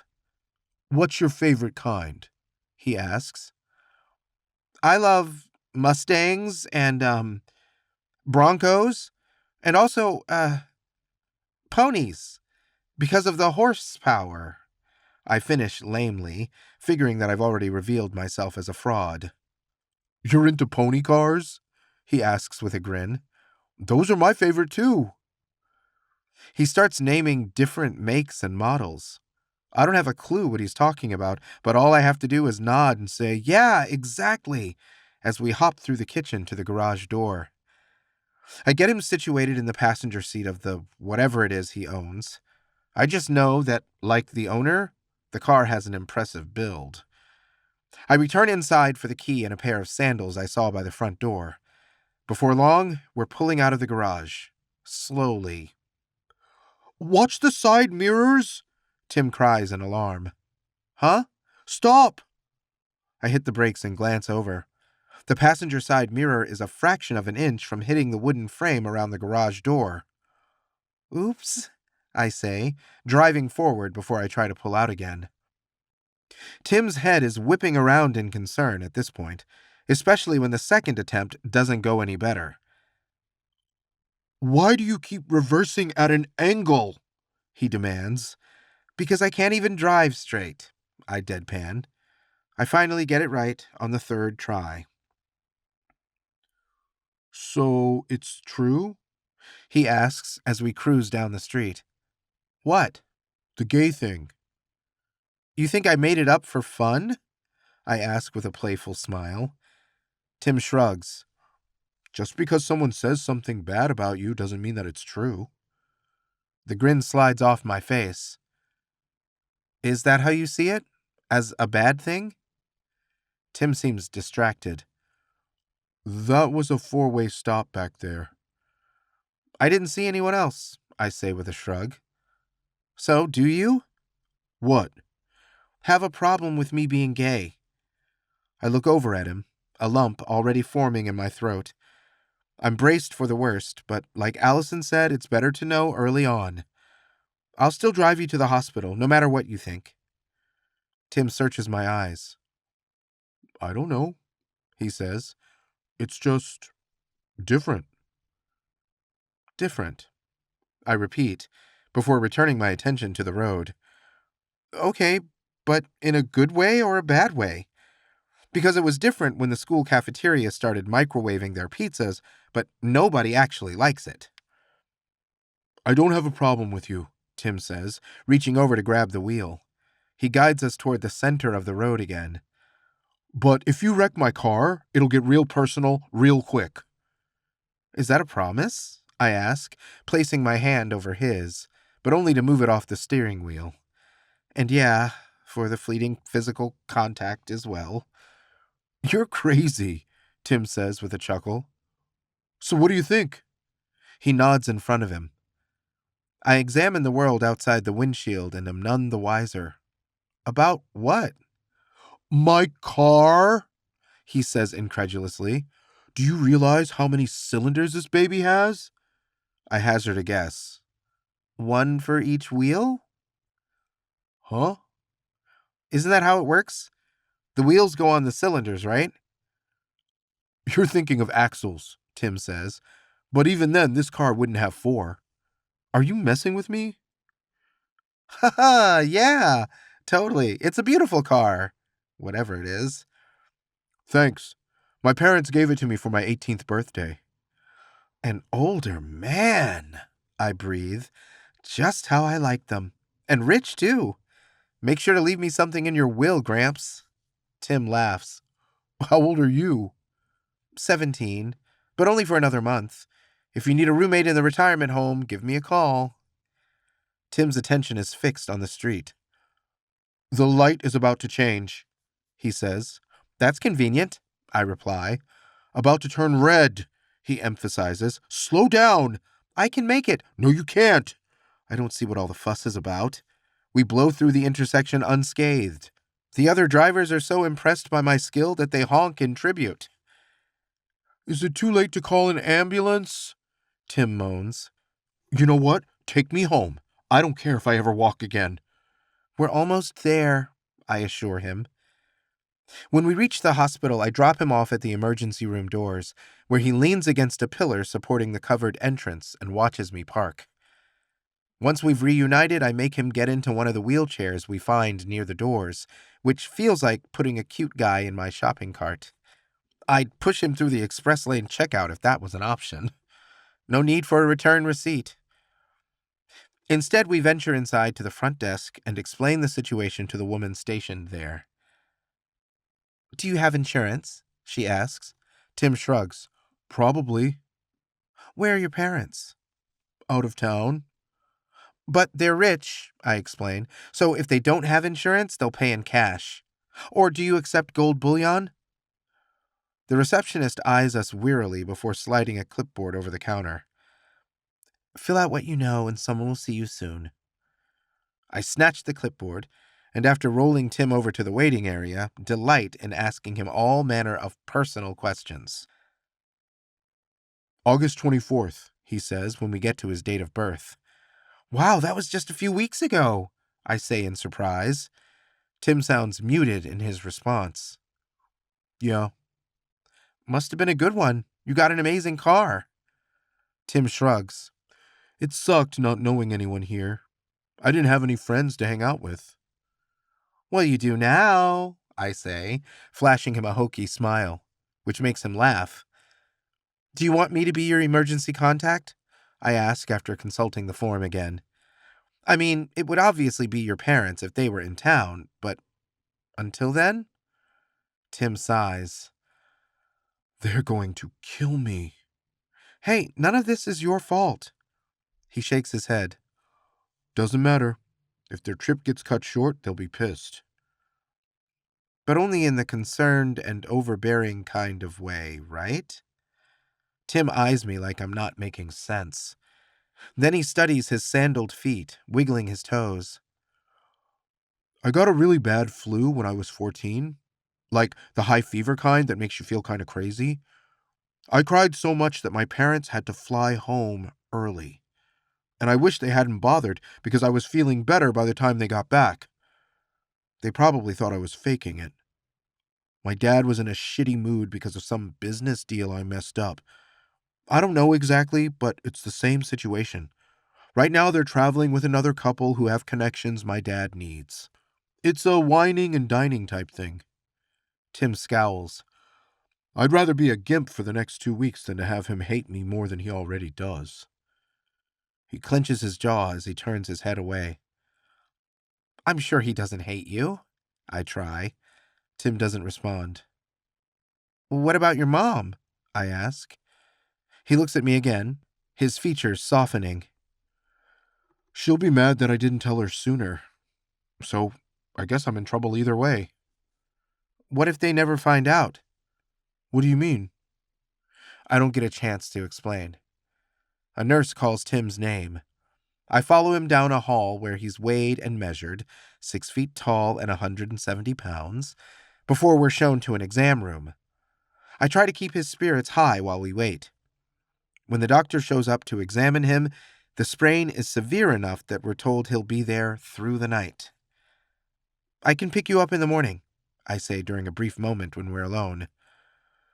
Yeah, all right, Tim says, gnawing on a thumbnail. I'm really sorry, I tell him. I didn't mean for any of this to happen. I'll make it up to you. He perks up. Will you walk home instead of taking my car? Nope, but I do have a really great plan. So you don't get in trouble. Which might land me in hot water, but I figure it's the least I can do.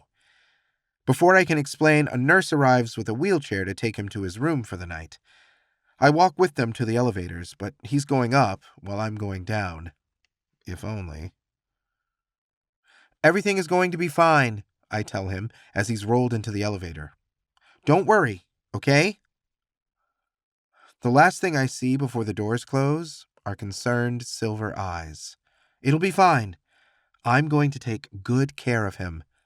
Like a bird with a broken wing, I'll nurse him back to health before releasing him into the wild.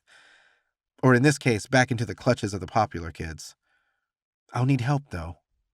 Lucky for me, I've got the greatest friend a guy could ever wish for. I call Allison in the morning, a minute after her alarm is set to go off. Yes, we know each other that well. I'm giving you a ride to school, I tell her.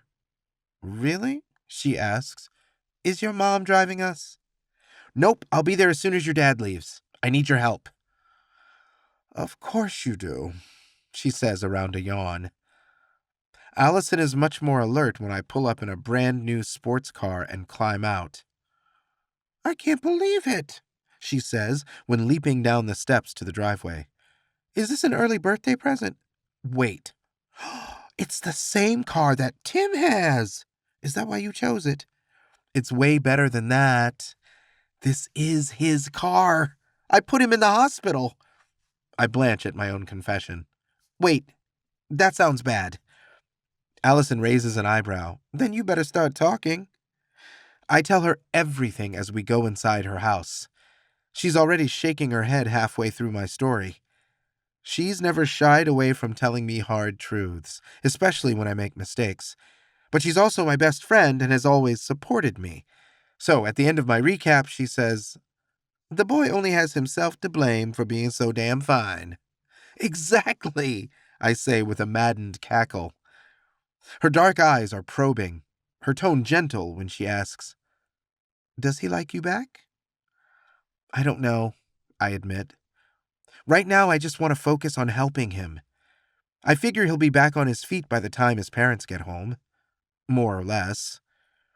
If I take care of him until then, they won't need to come home early, and I swallow before continuing. I'll get to spend time with him. Ben, Allison says, in a way that makes it sound like her heart is breaking for me. I need your help, I say, while I still have her sympathy.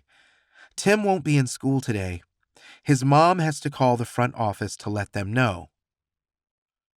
But you just said, she begins before her eyes widen. No. Please, I literally beg. My hands are clutched in front of my chest and everything. One quick call, that's it. Oh, and I need you to do a Mexican accent. Oh my God. Allison rolls her eyes. Remind me why I love you. So you'll do it? I ask.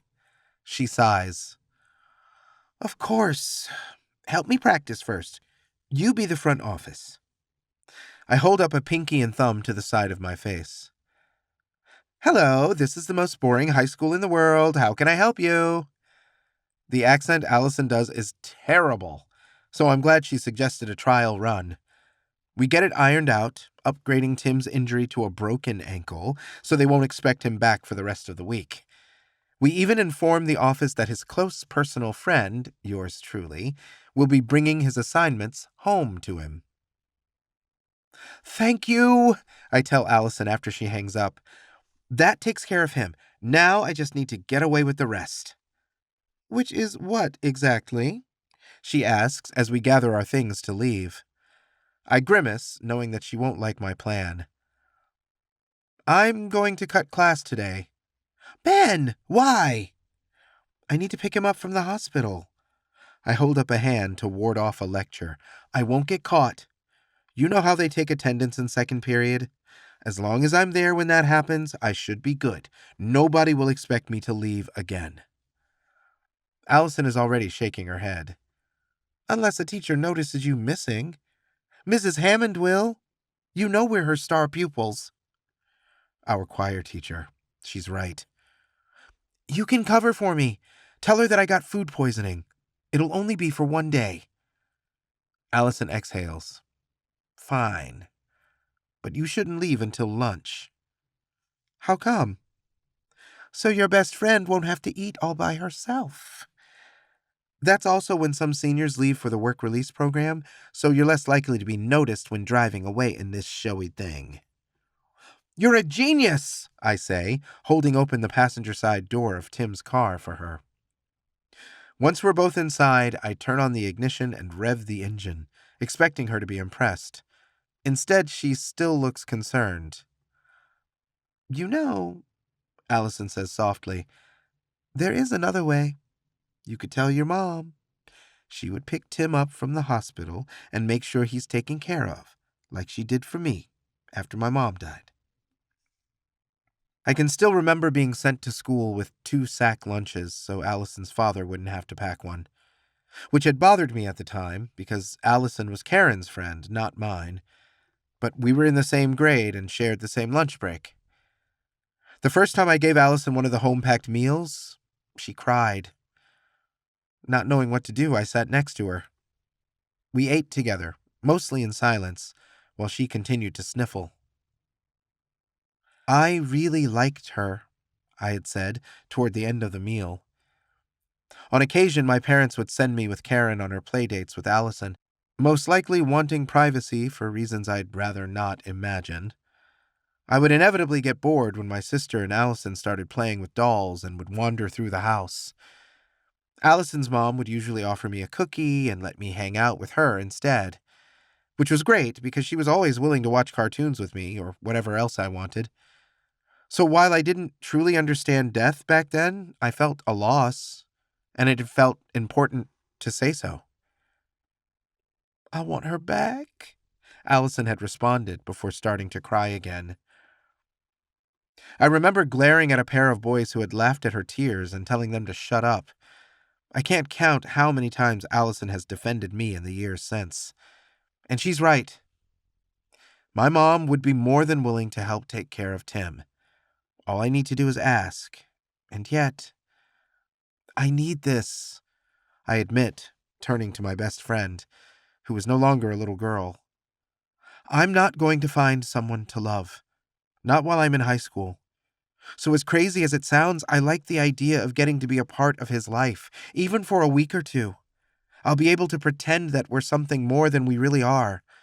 Years from now, when you and me are looking back and talking about old boyfriends, Tim will be my high school sweetheart, even though he'll never have known. What if you do fall in love with him? Allison presses. And it's not just pretend. I want that too, I say with a tight throat. It would be better than nothing. Oh, honey. Allison places her hand over mine and squeezes. I do worry. Not because you crippled a hot boy and are basically planning on holding him captive. You're my kind of crazy, but I don't want you to get hurt. I put on a reassuring smile. At least I'd be feeling something. Not that I'm numb inside. I simply haven't gotten to experience any aspect of that kind of love. Unless a fleeting crush counts. I've had plenty of those. Maybe that's all Tim will turn out to be, but I don't think so. And if worst comes to worst, I say, as the car goes over the curb during a tight turn. I look over at Allison affectionately. We'll always be there for each other, she confirms. Chapter 5. I take my friend's advice and don't leave school until after lunch. The wait is torturous. I'm tempted to break the speed limit on the way to the hospital, but I play by the rules, not wanting my prize to slip from my grasp. I feel a little funny about that. I know Allison was joking when she said I plan on holding him captive, but it is kind of messed up to prevent someone's parents from finding out their child has been in a serious accident, especially when you're the guy who put him in the hospital. I promised myself to spell it all out to Tim so he can make his own decision. I really, really hope he likes my plan. I feel less certain when I get to his hospital room and he's flirting with a nurse. I wait patiently as she finishes her duties. He's got a shit-eating grin on his face as she leaves, although I'm happy it doesn't disappear just because she does. Benjamin, Tim says, sounding upbeat. How's my car? I'm doing fine, thanks, I reply sarcastically. And so is your car, I add when he starts to look worried. What about you? They've got me all patched up, he says, rocking his bad leg back and forth, which is covered up to the shin by a massive boot. A series of thick horizontal straps lead down to his foot, where socked toes stick out of the tip. What is that? I ask, moving closer to see. The doctor called it a walking boot. I'll still need crutches for a little while, but pretty soon, I'll be as good as new. I can already see my plans unraveling. So you can go back to school tomorrow? Tim blanches at the idea. I don't know. The doctor said I'm supposed to take it easy. His reluctant expression matches my own. Do you think I have to? Probably not. I had my friend call the school this morning. She, pretended to be your mom. His brow furrows, so I force myself to press on, surprised by how much nuttier this sounds than it did this morning. My friend messed up and said you'd broken your ankle, so I figure they aren't expecting you back this week. Or maybe even next. No shit? Tim asks. I can't tell if he's happy or not, and I don't get to ask because we're interrupted. I take a step back during the discharge procedure, paying extra attention when the nurse goes over everything he'll need to remember, like his medications and how careful he'll have to be. She helps him get into a wheelchair, which I am soon walking behind while pushing him down the hall. I figure now is the best time to tell him the rest. If he hates the idea, I won't be able to see his face, and more importantly, he won't be able to see mine. I know you're worried about your parents finding out, I say. My friend can talk to the school if they have any questions. I'll bring your homework and help you with it, and cook for you, and do anything else you need until your parents come back. By the time they get here, it sounds like you'll already be walking around. By then, it really will be a minor sprain, so I can't imagine your mom being too upset. Tim is quiet as I wheel him into the elevator. He doesn't speak until the doors close, sealing us in. He looks up, silver eyes seeking mine. You'd really do all that for me? Yeah, I say eagerly. I mean, this whole thing is my fault. I owe you that much.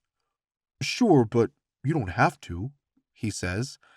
I'm not pissed at you or anything. Accidents happen. I want to, I admit. The elevator dings then, as if emphasizing the point. Really? I add, when he continues to stare. Then he smiles, and it just about makes me melt. Cool, he says. Get me out of here. I can't wait to see my car. I roll my eyes, but I'm smiling too.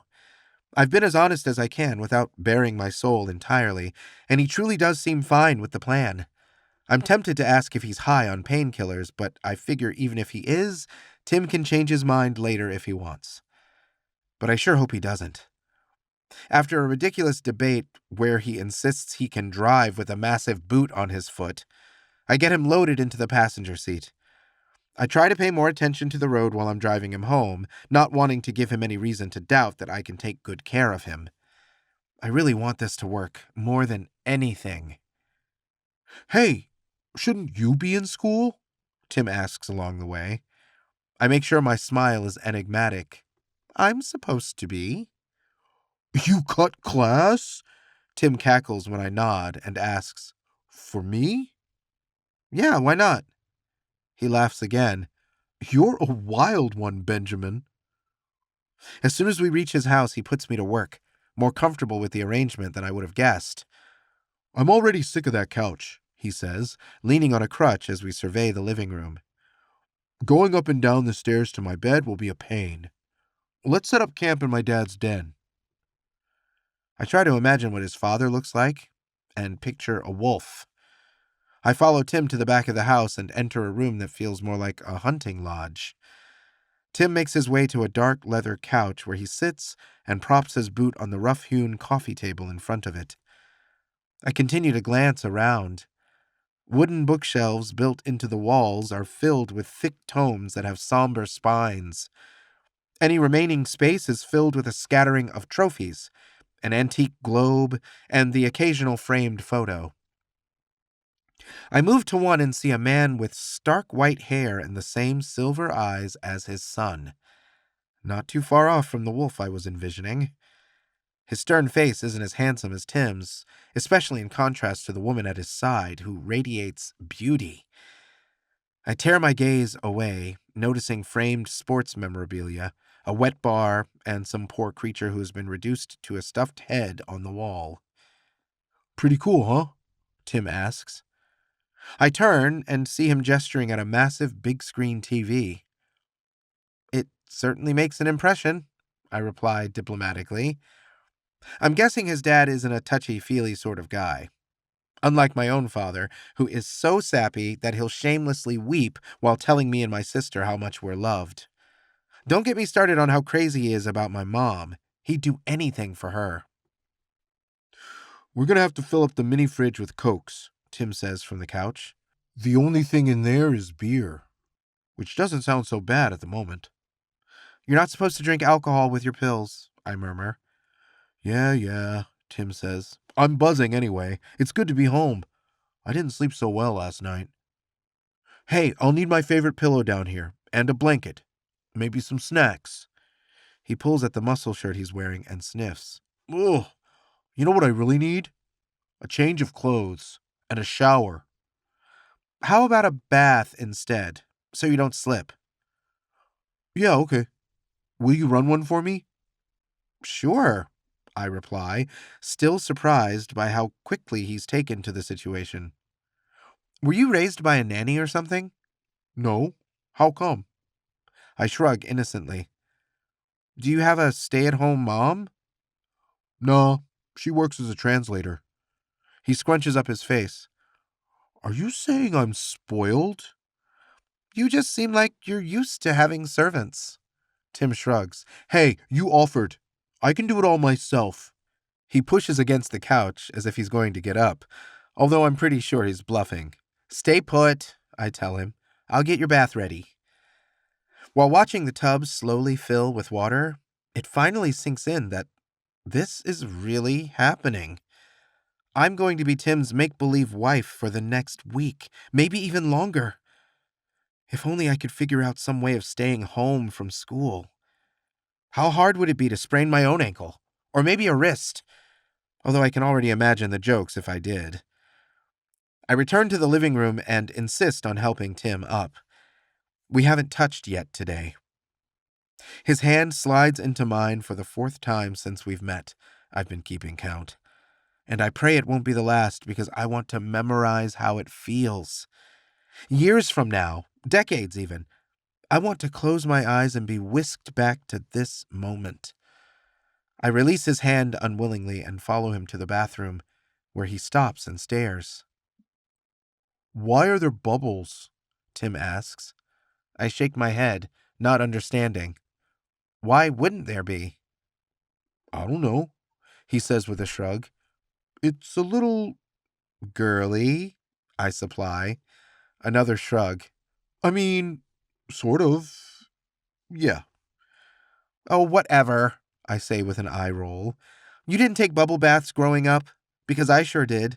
And back then it came in a pink bottle. I loved that stuff, Tim says. I gasp theatrically. You've taken a bubble bath before? And it didn't make your penis fall off? Tim laughs. Stick around and find out. Speaking of which, I say, since he broached the subject, do you need help getting undressed?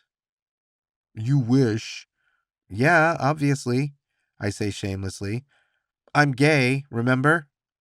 You make it hard to forget, he says with a grin. I'll be okay. But I could use a change of clothes. Sure. I begin lifting my t-shirt. Let's trade. From my bedroom, he says. God, I love his smile. I could stare at it all day and night. Anything in particular? He looks me over. You've got good taste. Surprise me. Just make sure to grab jogging shorts since they'll be easier to pull over this thing. I don't want to take it off until I have to, so I'll be in good shape when my parents get home. Okay, just be careful on your way in. I wait in the hall and listen to the sound of sloshing water until I'm certain that he's safely settled. Then I rush up the stairs to locate his bedroom, already excited by the prospect. I shut the door behind me when I find it, wanting to be completely surrounded by him. The room smells like Tim, so I take a deep breath, and another until I'm practically dizzy. I let myself fall onto his bed, clutch his pillow to my chest, and then roll over on my back while imagining him above me. I bite my lower lip and get up to see what else I can find. The posters on his wall are predictable, featuring baseball, cars, and swimsuit models, with one notable exception. An abstract painting hangs on the wall. In it, swirls of colors collide with a dark gray barrier, like a rolling tide trying to break through a dam. I spin around in an attempt to spot anything similar. A baseball bat leans in one corner, a boombox with fat speakers sits on his dresser, and a bikini-clad woman winks from a poster near his bed.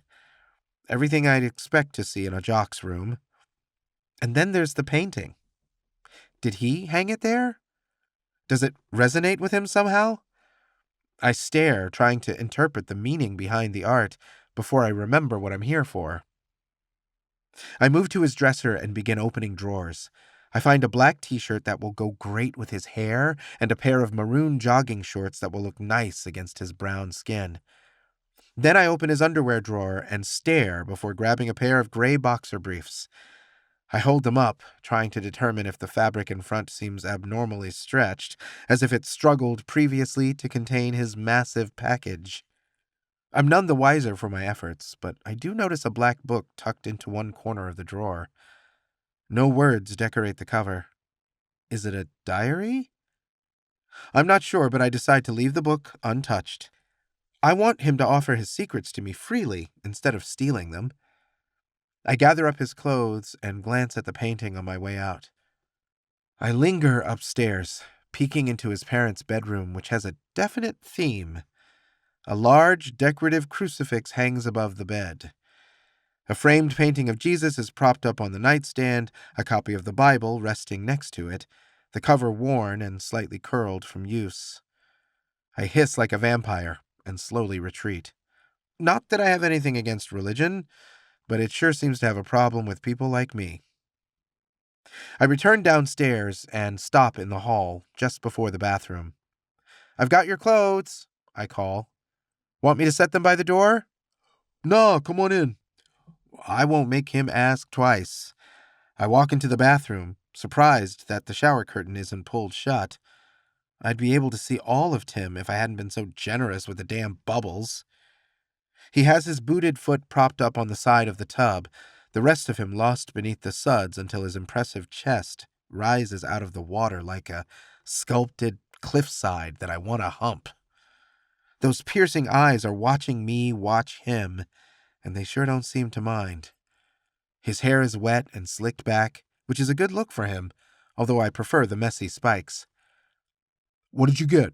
he asks, nodding at the stack of clothes. I show him, and he seems pleased with my choices, until I reach the underwear. "Those'll get ruined if I stretch them over my boot," he says. "Feel free to keep them." "Are you joking?" I ask, because I don't want to hear about it later when they've gone missing. "Yeah, I was joking," he says, swiping at the bubbles and sending some flying in my direction. "You don't actually want them, do you?" "Not until after they've been freshly worn," I say with a grin. "I'll leave it all here for you." I set the stack on the shut toilet lid. "Hey," he says when I turn to leave. "Stick around, keep me company." "For real?" I make a face. "Is this a popular kid thing? You guys are all attention-starved?" His eyes dart away, and his brow furrows like I've struck a nerve. I don't like the idea that I've hurt him somehow. The ankle was bad enough. "I'm just jealous," I say, sliding down to the floor with my back against the sink cabinet. "Tell me what it's like." "Being popular?" Tim shrugs, the water sloshing around his beefy shoulders. "I used to like it. Everyone knows who you are, even if you don't know them, so you've got all the friends you'd ever need. You get invited to parties and stuff, which is cool, and it feels good when people look up to you. This one guy at my old school started dressing just like me. My friends teased him, but I thought it was flattering, you know?" "I do know," I retort, "about the teasing part." "Oh," Tim grimaces. "Some of the popular kids can be assholes, but we're not all bad. I'm always nice to everyone." "Are you?" I don't say this to challenge him. I really want to know.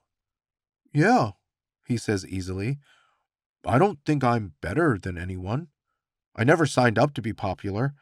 It's not like I cozied up to someone trying to get there. It just sort of happened." "Because you're rich and hot," I explain. Tim looks surprised. "You think so?" I nod. "That's how it works. You've got to be one or the other. And if you're both..." I move a flattened palm through the air like an airplane taking off at a steep angle. "No," Tim says, shaking his head. "Do you really think I'm hot?" I laugh. "Are you kidding me? Yes!" He flashes a cocky grin. "Thanks." "Don't tell me you're insecure." Tim shrugs. "What's it like being you?" "Pretty much the same, but in reverse. Nobody knows the real me, but they all know my name and my reputation. I'm the gay guy who's only good for a secret blowjob, and afterwards nobody wants to be seen with me, especially since I came out. The saddest part is that I'm telling him on purpose. I want Tim to know that the option is on the table. It hasn't been for a long time. I value myself too much these days, but for him, I'll make an exception. Tim's expression is hard to read. His words aren't much clearer. "That's messed up." The services I've performed, or the way I was treated afterwards? I'm not sure, and I don't get a chance to ask, because he adds, "I know what it's like." That gets my attention. "You've been secretly blowing guys too?" Tim chuckles. "No, but where I used to live..." The smile slides off his face. "Being popular isn't always a good thing." "How come?" He shakes his head like it's not important. I remain silent, noticing his reluctance when he starts to speak. "Some people want to see you fail," he says at last. "Maybe they resent you for being popular. I don't know. But they watch, waiting for you to mess up or say the wrong thing. And if you do, it's headline news.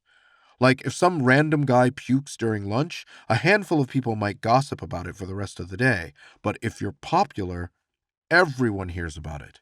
And they don't let you forget." I study him for a moment. "So, how much did you barf?"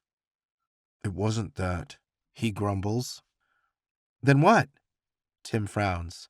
"Forget about it." "I can keep a secret," I assure him. "All those guys who used to invite me over, I didn't speak a word of what we did, not to anyone. I was too worried it would stop the fun. They weren't as discreet.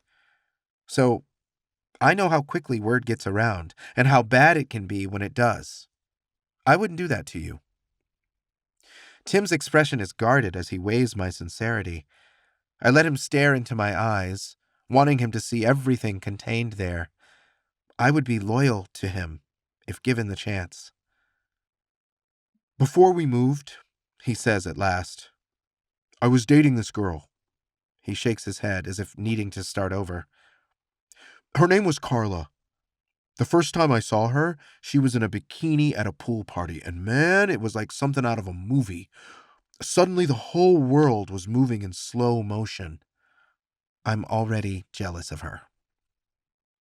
So we started talking and hit it off, Tim continues. She was my first serious girlfriend, and I was her first time, which makes it so messed up that she... He eyes me again, his expression vulnerable. What? I ask, leaning forward. Tim takes a deep breath. She said that I raped her. The bathroom is silent in the wake of this confession. Tim sighs. When people hear that kind of thing, they assume it's true, guilty until proven innocent, which is seriously fucked up. He glares. Go ahead and ask if I actually raped her. I can tell you want to. No need, I assure him. If I thought Tim was capable of that, I'd get up and walk the hell out. And I know he's right about the rest, because if Bryce was facing the same allegations, I'd be tempted to tell people that, yeah, he probably did do it. Mostly because I want to see him fall. But not for something that isn't true. As much as I hate Bryce, there's a big difference between being an insensitive jerk and committing a horrific crime. Although plenty of gray area lies between the two. What happened, exactly? Were you drunk or something? Tim scoffs. We dated for most of junior year. We had sex dozens of times, and it was always consensual. The bedroom is where we got along best, because otherwise... Carla had a mean streak. She was always making fun of me in front of her friends and treating me like crap. I don't know why. Her home life was kind of messed up, which is something we had in common. But I couldn't take it anymore and broke up with her. I wait for him to say more, like they had sex one final time afterwards and she regretted it, or anything that could even begin to justify such a serious allegation. So when did you supposedly... I trail off, not wanting to say it aloud. At a party. I was hanging with my best friend during the whole thing, and after, so thank fucking God I had an alibi. But people hear that and say, of course his best friend would have his back. I bet he helped. Tim's lips pull back in disgust. I'd rather die than do that to someone. That's terrible. How did everything play out? I spent the rest of the school year being called a rapist by people I didn't even know. That's why being popular sucks. It doesn't take much to go from famous to infamous. My parents got involved. You should have seen my mom's face. It was the worst. Carla didn't take it to the police, but she told anyone who would listen. Tim winces while sinking lower into the tub. Why am I even talking about this? Leaving it behind was the only good thing about moving here. I'll never breathe a word to anyone, I promise him. Not even my best friend, which is saying a lot because we tell each other everything. Thanks, Tim replies, seeming haunted by the memories. So if being popular backfired on you, I say, why are you friends with Bryce and the rest of them? Hey, they found me. All I did was flirt with Krista. She introduced me to the others. I was glad to have friends again. It was my first day of school. I didn't know who anyone was, or their status. But now that you do, I prompt. Tim shrugs. They're good to me. And from what you said, people turn on you whether you're popular or not, so it doesn't really matter. Not so fast, I say, sitting up straighter. People hating you for something that isn't true is not the same as them hating who you really are. Tim studies me. Which do you think is worse? I blink in surprise. I'm honestly not sure. I get to feel proud of who I am, at least. But moving to a different town wouldn't help, not unless I wanted to live a lie. Ever been tempted? Yes. I gnaw my bottom lip for a moment. But I won't. How come? He seems genuinely curious. Because it's my only chance of finding love. It pays to advertise. Oh, yeah? My shoulders slump. In theory. I've never had a boyfriend before. That's crazy, Tim says. Can't you, I don't know, find some other way to advertise? For a casual hookup, no problem. That would be easy. But I want love. I wait for him to scoff or snort. Instead, he's looking me over in a way that's hard to define. Not in the way I've been eyeing him from day one. He's not lusting after me, exactly. Instead, it's more like he's taking it all in, including some of my surroundings. I don't know what's going on, but when he snaps out of it, he appears self-conscious, especially when glancing at the tub. Whoa, he says, trying to reach the shower curtain.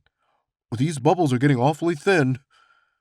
I regret not sitting somewhere higher so I'd have a better view. Considering the raging hormones pent up inside of me, it's a testament to the conversation we just had that I wasn't thinking of his body at all.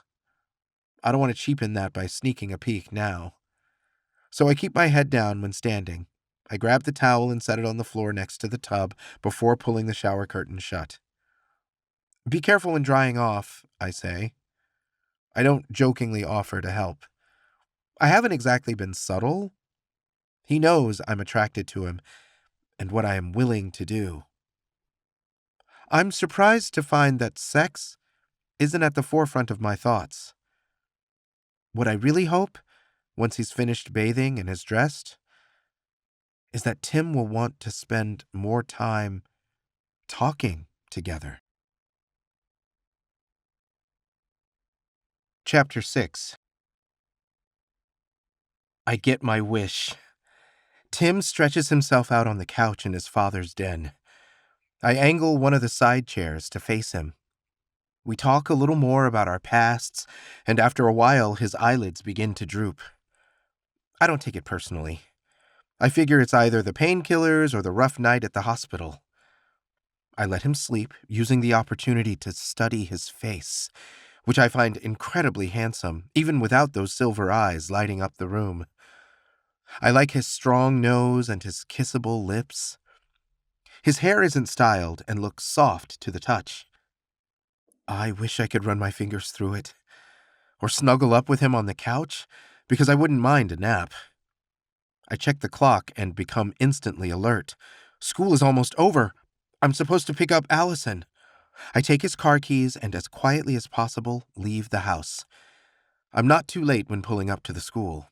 I can tell that Allison was getting worried, but when she sees me, she perks up and hops inside. Tell me everything, she cries. I do, except for the allegations that I promised to keep secret. He's really nice, I finish, frustrated that it's so hard to convey the magnitude of feelings developing inside of me. I'm happy for you, Allison says. So what's the plan? Are we hanging out at your place? Or going shopping somewhere? Oh, there's a new album I need you to hear. You're going to love it. I wince apologetically. I have to go back to Tim's place so I can make him dinner. Boo! Allison says, drawing the word out. I can't believe he's taking my place already. She grins to show she's not actually upset. For the record, I have romantic plans of my own. You do? Allison nods happily. Ronnie wants to take me out for ice cream tomorrow. For ice cream? I repeat with a snort. What is he, your grandpa? I think it's sweet, Allison says, shoving me playfully. Coffee would have been more sophisticated, but this way, I don't have to pretend to like it. So is this a date? I ask. Allison scrunches up her nose. More like a pre-date, I guess. Which is good because I'm not sure about Ronnie. But he's so cute! True, but there's a reason we broke up freshman year. We'll see how much he's changed. If he has, she eyes me knowingly. Pretty soon we'll both be busy getting busy. I'm so taken by the idea that I have to slam on the brakes to avoid rear-ending a car. Which is ironic because I was thinking about getting rear-ended myself. Allison doesn't complain about the sudden stop. She's not the best driver either. I still have time to hang out, I tell her. Good. Allison reaches for the radio. Let's listen to some tracks. One more thing, I say. After I have dinner with my family, I'm going to leave so I can hang out with you. Wink, wink. So if it comes up later, I'll say we've been practicing for the talent show. Oh, God, I say with an exaggerated shudder. I'm glad that isn't until the end of the year, or we'd be hearing about it from Mrs. Hammond every day. You'd think, Allison replies. But guess what? No. Yep, she asked why you weren't in class, which went fine, by the way, and wanted to know if we'd given any thought to which song we want to perform. She doesn't expect us to start practicing now, I say in disbelief. Allison shrugs. Last year we weaseled out of it by saying we didn't have time to prepare. I'll come up with a better excuse, I promise her. Our choir teacher is great. Performing on stage doesn't intimidate me. It's the specific audience that I dread. No matter how much ass we kick, a lot of people will pretend to hate the song because the local homo is singing it. But if we did enter the talent show, Allison says casually, which song would we choose? She isn't as against the idea as I am, so I humor her and discuss potential candidates all the way home. We have fun hanging out there, like we always do, until my mom knocks on my bedroom door. I inherited a lot from her, such as the short and slight build. Her shoulder-length hair is blonde, too, and not just in the summer, which makes me worry that I inherited my hair from my dad, who doesn't have much of it left. Are you staying for dinner? My mom asks Allison. No thanks, Mrs. B. My dad promised to bring home takeout. Oh, that's nice, my mom says with a friendly smile. Her eyes move to mine. Come set the table after you've said goodbye. I walk with Allison to where the sidewalk meets the driveway. She lives just around the block. I parked Tim's car at the halfway point since it would raise too many questions. Don't forget that we're hanging out tonight, I say with an exaggerated wink. Allison hesitates before nodding. I'm still cool with that, she replies, but I think you should tell your mom about Tim. What? I recoil from the suggestion. Why? She holds up her palms. Not everything. Just tell her that you've made a new friend. Because think about it, if things start to sizzle between you guys and the weekend is coming up... I shake my head, still not seeing the big picture. You can't pretend that you're staying the night at my house, she clarifies. Her father would never allow it, even though he knows I'm not interested in women. It finally clicks. But I can say that I'm staying with my new straight buddy, I breathe, getting it at last. You're a genius! I do what I can, Allison says, before we hug and part ways. I eagerly execute her plan during dinner. I tell my family about the new guy in town while trying to rein in my enthusiasm. That's wonderful, honey, my mother replies. I'm glad you made a new friend. A trace of worry betrays her cheerful demeanor. Does he know about you? How could he not? My father asks in confusion. They're friends. Obviously, my mother says patiently. I mean... Does he know that you're cursed? My sister supplies helpfully. That's how she always refers to my sexual orientation. Karen, our mom says in chastising tones, eat your broccoli. My sister looks offended by the suggestion. What am I, 5 years old? When you talk to your brother that way, it sure sounds like you are, my mother retorts. You're still my baby, my father says warmly, and always will be. Karen is his favorite, which is fine. Someone has to actually like her. I turn to my mom. Tim knows about me, and he's cool with it. Good, my mom says, seeming relieved. You'll have to invite him over sometime so we can meet. Not too soon, though. She'll definitely have my number when seeing how hot he is. I can barely wait to refresh my memory. As soon as I'm free, I run to his car and make the short drive over to Tim's house. I let myself in and find him on the couch in the den. He's twisted around so he can see the doorway. There you are, he says. I was starting to think you wouldn't show. Did you miss me? I ask. Yeah, he says, thrilling me briefly. I'm starving.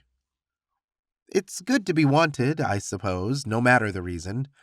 I'll whip something up. Any requests? Pizza, he says, smiling at me before he turns to face the TV again. Being in a different room than him and yet so close is torture. I'm relieved to find a pizza in the freezer since I wouldn't know what to do otherwise. Order one, I guess, which requires money that I don't have. While waiting for the oven to heat up, I spot a kitchen radio and turn it on. After tuning to a station I like, I begin singing along with one love song and then another, appreciating the lyrics like never before. I dance around the kitchen once the pizza is in the oven, making sure to check on its progress through the glass door. I turn around on one such occasion and notice that I'm not alone. Tim is leaning on a crutch while watching me, and he has a funny look on his face. Probably because I was bent over and shaking my rump just a second ago. Hey! I say with an embarrassed laugh. Hey yourself, Tim replies. Was that you singing? Oh, yeah. You've got one hell of a voice, he says. I'm not sure if he means the volume or the quality, but one of my favorite songs starts to play, or more accurately, a new version of an old classic. I grab a wooden spoon and use it as a microphone as I croon along with the lyrics. Tim's eyes go wide, then he grins as I put on a show for him. I perform like I'm on stage in front of a packed stadium. I strut the length of the kitchen while working the adoring fans in the front row. Halfway through the song, I stop singing and let the imaginary mic drop to my side. But he shakes his head. Keep going, Benjamin. Really? I ask in disbelief. He almost looks pained that I've stopped. Yeah. I set aside the wooden spoon and resume singing, but I'm not hamming it up this time. I go deep inside myself, everything I feel exploding out through my voice a split second later. I stand in place, closing my eyes on occasion when overwhelmed by the intoxication that comes with being a conduit for a universal symphony. I don't know how else to describe it. In moments like this, I'm connected to something more. A nameless God, or the fabric of the universe, or the unseen connection between everything living. I'm not sure. But as the song ends, I'm only looking at him, and he's staring back as if he finally sees me for the first time. When the DJ starts talking, Tim scowls and hobbles over to the radio to shut it off. Then he turns to face me. That was... He doesn't find the words, which is fine, because getting to sing for him was already enough for me. Oh shit! I exclaim suddenly. The pizza! I throw open the oven door, a swirl of smoke coming out, but only the edges of the crust are burnt, which for me is as golden brown as it ever gets. Dinner is served, I say. Almost. Do you guys have a pizza cutter? Yeah, Tim says. The drawer next to the sink. He watches me as I work. That was really nice. Thanks, I reply. It's kind of my thing. I figure everyone has a talent, whether they've discovered it or not. You play baseball, right? Yeah, I guess, Tim says. You can't remember? I tease.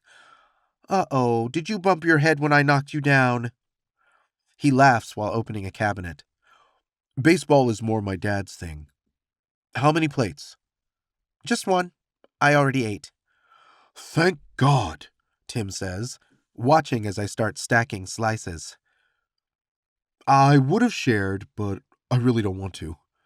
Fine with me, I reply. Where do you want to eat? In the den, he says, already heading that way. We'll put on some music videos. I want to hear you sing again. Seriously? I ask while following.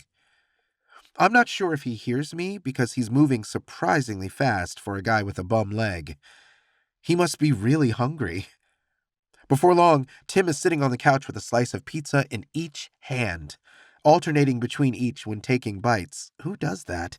While I serenade him during the songs I know well enough. He has pizza sauce in the corner of his mouth when he's done eating. I want to kiss it away. That would sound gross if anyone else described the scenario to me, but I'm just that crazy about him. I think you need a napkin, I say when I can't get the fantasy out of my mind. Oh, Tim rubs his mouth on the back of his hand. Did I get it? No, I say, even though he did. I watch him repeat the ritual over and over. Nope, still there. A little to the left. Try again. He finally squints in suspicion. You're messing with me. How could I not? You make it so easy. He's rolling his eyes, and I'm laughing as I stand to collect his plate. Want more to drink? I offer. Yeah, thanks.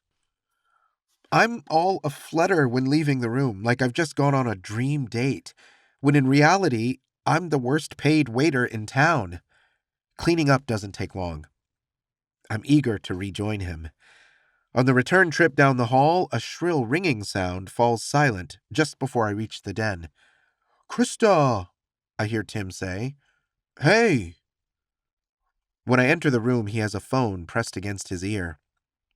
No, I'm okay, Tim says into it. I took a spill and messed up my ankle, that's all. Huh? No, I was out jogging. I must have tripped over a rock. Lame, right? My heart is in my throat as I quietly sit, and it plummets right down to my stomach when Tim notices me and mouths an explanation. My girlfriend.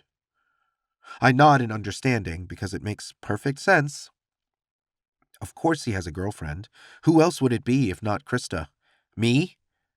I'm not pretty or popular. They're two of a kind. I'm nobody. My role in the story replaced by a rock that Tim purportedly tripped over. When it becomes obvious that he isn't going to call her back some other time, I stand to leave. Tim tries to communicate something with his face. I ignore him and collect my things, surprised when a hand wraps around my wrist to stop me. Tim has gotten to his feet, the phone pinned between his ear and shoulder as he balances himself against the back of the chair I'd been sitting in. Hold up, he says into the phone. Be right back. He lets go of my wrist so he can grab the phone and toss it on the couch. Where are you going? Home, I say, without offering a reason. Will I see you tomorrow? Like in the morning?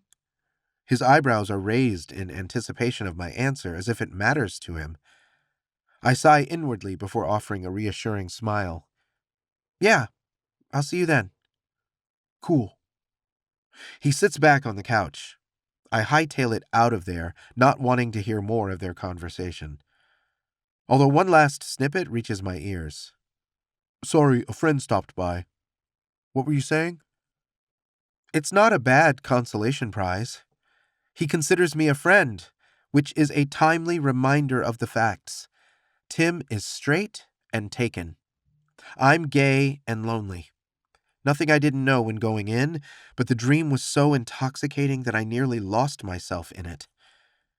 Even now, as I climb into his car and run my hands along the steering wheel, I can't help hoping that it'll still come true somehow. Maybe that's why I feel the need to take part of him with me like this, instead of making the short walk home. The rest of the school week is the most wonderful rerun.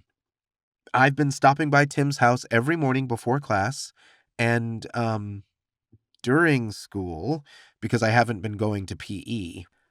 I don't think the coach can tell me apart from the other underperformers. or else I wouldn't have gotten a solid B in the class for each of the previous years. I make sure to show up for second period, when attendance is taken, but otherwise I begin each day by getting ready and rushing over to Tim's house. Sometimes he's still asleep on the couch when I arrive, which is all sorts of tempting.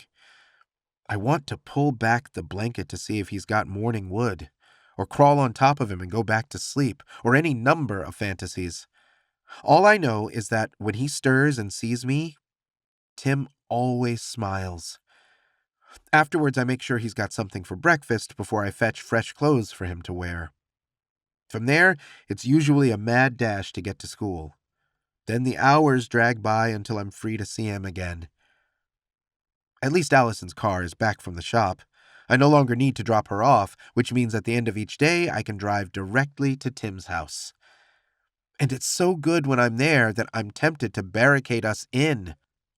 We always hang out in his father's den, often sitting on the couch together while watching TV.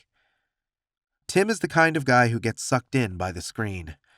When he's watching something, I have to say his name a few times to get his attention, which is great because it means I can get away with staring at him, equally transfixed by what I see. So far, I haven't found a single part of him that I'm not fascinated by. His ears, for instance, which have detached lobes, unlike my own. I want to nibble them gently before kissing him on the neck. I like the way his Adam's apple bounces when he laughs, and the deep, husky sound that emanates from his throat. I'm dying to touch his dark hair, which I've noticed is always styled by the time I visit in the afternoon. I choose to read into that, considering I'm literally the only person he sees as of late. Krista hasn't been coming around. I've dreaded the possibility of her stopping by, or one of his other friends, but so far it hasn't happened. I made an offhand comment about that the other day. Tim merely shrugged and said, "I only want her to see me at my best," which makes me wonder about his hair. Is he vain, or does he want to impress me as well? If so, why? I'm wondering that now as I stare at him. I honestly have no idea what's on the TV screen. Tim finally notices, and as usual, I smile or laugh in embarrassment before looking away. Except in the corner of my eye, I could swear that he's still watching me. When I check, our eyes lock, and I feel like he's the one rummaging through my underwear drawer. But it's one-sided because I still can't read him. All I know is that it's intense. Tim doesn't look away. He's not smiling or making a silly face.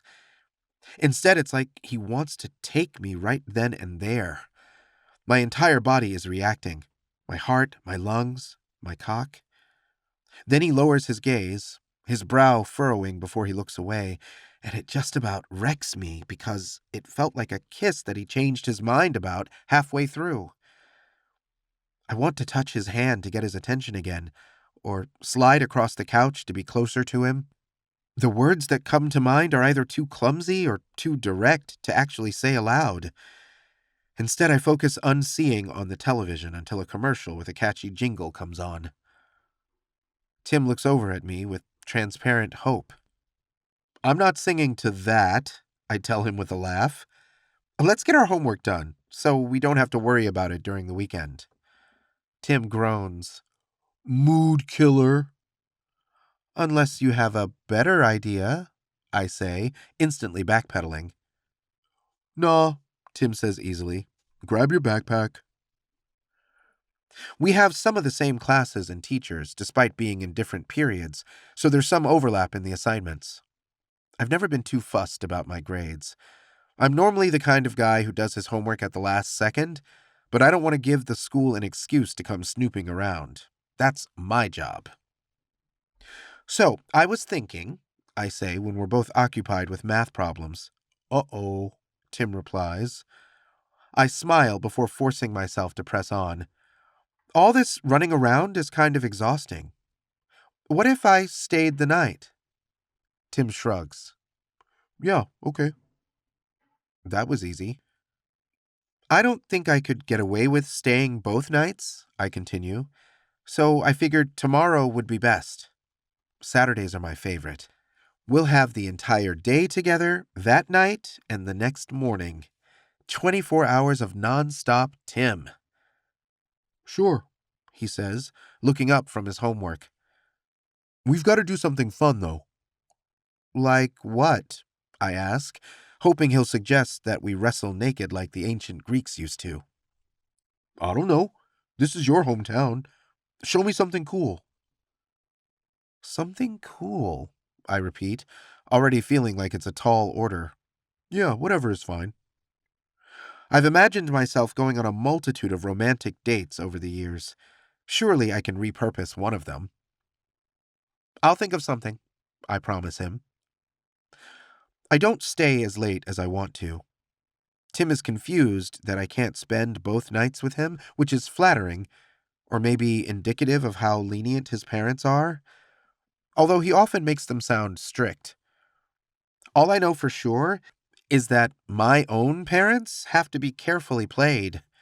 I don't usually feel that way, but at the moment, I feel protective of what Tim and I have together, which is a bad sign because all we've got is friendship on his side and a blossoming crush on mine. So I spend Friday night where my parents can see me, and much of the next morning being sociable, all while trying to think of a plan so exciting that it will turn Tim gay. I still haven't decided the next day, when I'm on the way to his place, although I have the options narrowed down. Tim doesn't demand an answer when I get there. Instead, it feels like any other day. He's hungry and wants me to feed him, which of course I do. When he complains that he's out of jogging shorts, I start a load of laundry. Then I run him another bath and straighten up the living room while Tim is in the tub. I'm arranging the magazines on the coffee table when I notice the black book, the one I saw in his underwear drawer. I pick it up, assessing the heft. I'm grappling with the temptation to open the cover when he calls for me, or more accurately, my services, but not in a hot way. I'm going to need some clean clothes soon. The water's getting cold. Then it's a good thing you married such a patient guy, I murmur, before setting the book down and going to the laundry room. I scoop the clothes out of the dryer and dump them into a basket before plucking an outfit from the contents. After delivering this to Tim and trying to sneak a peek for my efforts, without luck, I take the rest upstairs to his room. I fold everything into stacks on his dresser and am puzzled when opening his underwear drawer because the black book is still in there, even though I just saw it in the living room. I stare at it a moment before noticing the corner of another. I carefully begin removing folded underwear like an archaeologist revealing ancient treasure. It soon becomes apparent that more than one black book is hidden there. Enough to line the bottom of the drawer, in fact. They must be journals, which would explain why pencils and pens were on the table downstairs, even though I put all that away yesterday after we finished our homework. I decide not to invade his most private of thoughts, but only because none of the books here will mention me. The journal downstairs is likely the newest. If he feels anything for me at all, that's where the evidence will be. Tim is on the couch in the den when I return. I'm so bored, he moans. Yeah, me too, I say, plopping down next to him. I've been sitting around all day. Tim winces. Sorry. The house looks nice, though. Thank you. My gaze moves to where I last saw the black book, except now it's gone. I'm going stir-crazy, Tim continues. I'm not used to being home this much. Let's go somewhere. I sigh for dramatic effect before standing and offering my hand. Tim ignores it. I can get up on my own. Yeah, but that's not the point, I reply. He looks at me funny before laughing, and proves his point by pushing himself up to a standing position without my help. I'm seriously hyped, he says. You don't even know where we're going. Yeah, and I don't care. I need a change of scenery. And my left shoe. He looks at me with expectation. Not so independent after all, I say with a smirk. All he does is smile, which, quite frankly, would be enough to make me do his homework for the rest of high school, and his taxes for the rest of his life. I try to hide this behind a weary sigh. Be right back. I run upstairs for a single sock and grab one of his blue shoes when passing the entryway on my way back. I watch him put these things on before he announces that he needs to use the restroom. As soon as I'm alone in the den, I begin searching for the black book. Tim isn't very mobile. It couldn't have gone far. I just need to know if I'm wasting my time. I'll still help him until his parents get back, since I'm the one who knocked him into a ditch, and I'll keep being his friend. But I'll try not to feel as much for him if all he's written about is his new platonic buddy. I'm shoving my hand between the couch cushions when my fingers hit something hard. The shape and size is right. Sure enough, it's the book I saw earlier. Before I can second-guess myself, I crack it open. The first page is bare, but the inside cover has the year written in one corner. I glance up to make sure I'm still alone before flipping through, starting from the back, so I can find the most recent page that isn't blank. When I do, ink fills the white space, wild lines zipping back and forth to form a sketch of a young man. I stare at a face so beautiful that I almost fail to recognize it as my own. I notice a few telltale details around the drawing of me, like the outline of a cabinet door, and remember the way Tim studied me while he was taking the first bath I ran for him. Was it for this? And is that really how I look to him? You know what I was thinking? I hear Tim say from the hall, so I quickly shut the book and shove it between the couch cushions. Instead of you having to cook or whatever, he continues when entering the room, we can get dinner out. My treat. That would be great, I say with burning cheeks. He notices. Everything okay? Yeah, I try to think of something embarrassing enough to explain my blush. Farted. Happens to the best of us, Tim says with a cackle. I'll stay over here until the room clears. Unless you're ready to go. I am. My face continues to burn on the way to the garage. That's what I get for sticking my nose where it doesn't belong. The man of my dreams made me look beautiful in a drawing, and I responded with fictitious flatulence. If he ever sketches me again, it'll probably be cartoonish and involve a fart cloud. I'm so ready for this, Tim says after we pull out into the street. Me too, I reply, even though part of me feels like making an excuse to park and go inside his house again, because I need more information. Maybe he draws everyone like that. Krista, Bryce, Stacy, and Daryl. The sketchbooks I saw in his underwear drawer might be filled with the faces of his family and friends, and maybe they all look hotter as sketches than in real life. Or maybe he really sees me that way. I glance over and catch him studying me, but he doesn't try to hide it. Instead, he reaches for the stereo. Let's see who you're singing with today, Tim says. I blush again, this time with a smile, because all that matters to me is who I am singing to. Chapter 7. We're nearing our destination when Tim turns down the stereo and sighs. It's good we're doing this now. The party is almost over. I glance in the rearview mirror, but fail to spot any drunken guests in the back seat. Are you kidding? I reply. The party is just getting started. He grins at this.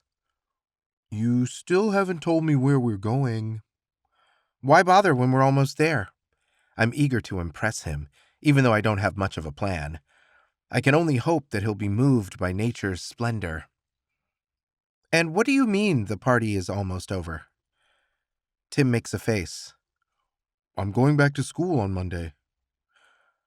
Oh, my stomach sinks.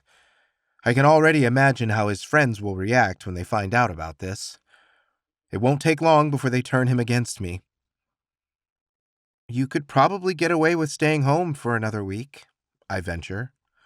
Nah, my parents come home on Wednesday. It'll look bad if I haven't been to school the whole time they were gone. I guess so, I murmur. Unless I sprain your other ankle. No thanks, Tim splutters. I remain somber. Are we still going to be friends? Tim's head swivels toward me. Why wouldn't we be?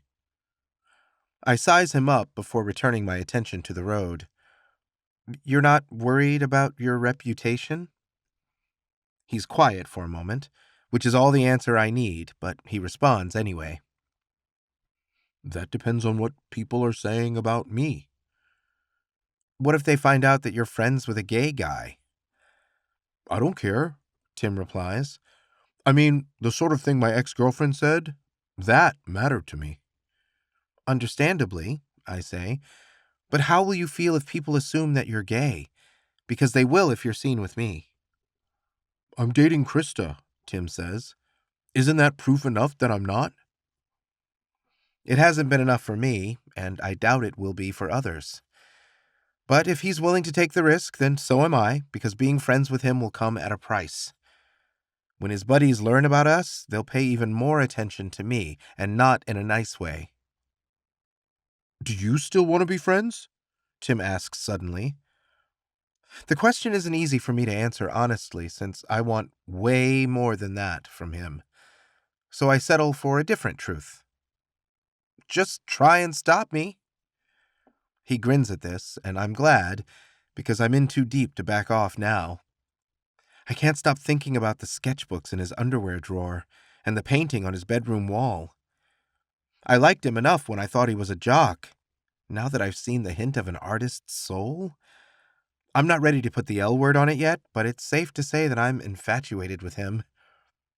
Oh, wow, Tim breathes.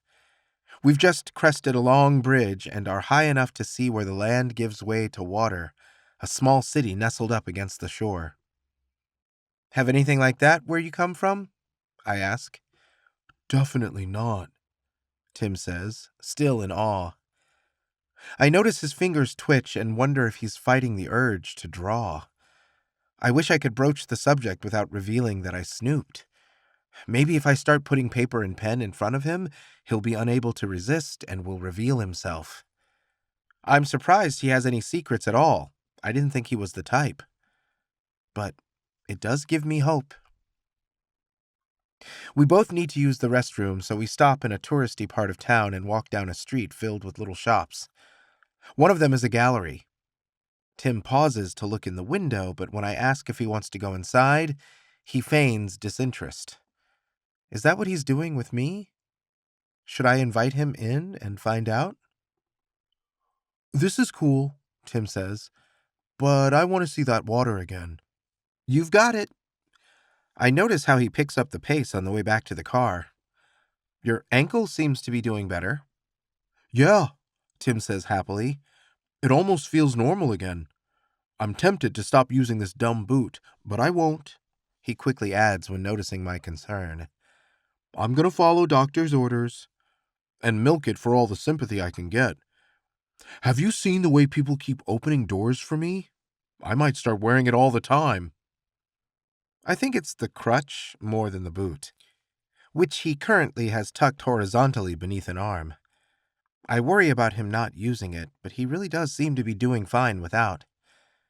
Although when we drive to the shore, I insist he take it with him and am repaid when we begin to navigate sandy ground. Tim slips a few times, but the smile never leaves his face. I watch his gelled spikes tremble in the wind, the orange light from the setting sun making his bronze skin glow. I stop to take off my shoes, wanting to walk barefoot through the lapping waves. You're making me jealous, Tim says as he watches me pull off my socks. You still have one good foot? I reply. Yeah, I guess I do. He plops down on the sand next to me and starts undoing the laces. Soon we're walking side by side along the beach, his blue shoe dangling from my fingertips, since he needs his hands free for the crutch. Just one of them, really. But like a faithful puppy, I kind of enjoy getting to carry his shoe around. I wish I could go swimming, Tim says longingly. I'll take you to a great water park sometime, I offer. They have a wave pool, one of those lazy rivers, and a bunch of water slides. Sounds cool, he says. We should do that. Of course, that would put us both in swimsuits. I'm not sure I have enough self-control just yet.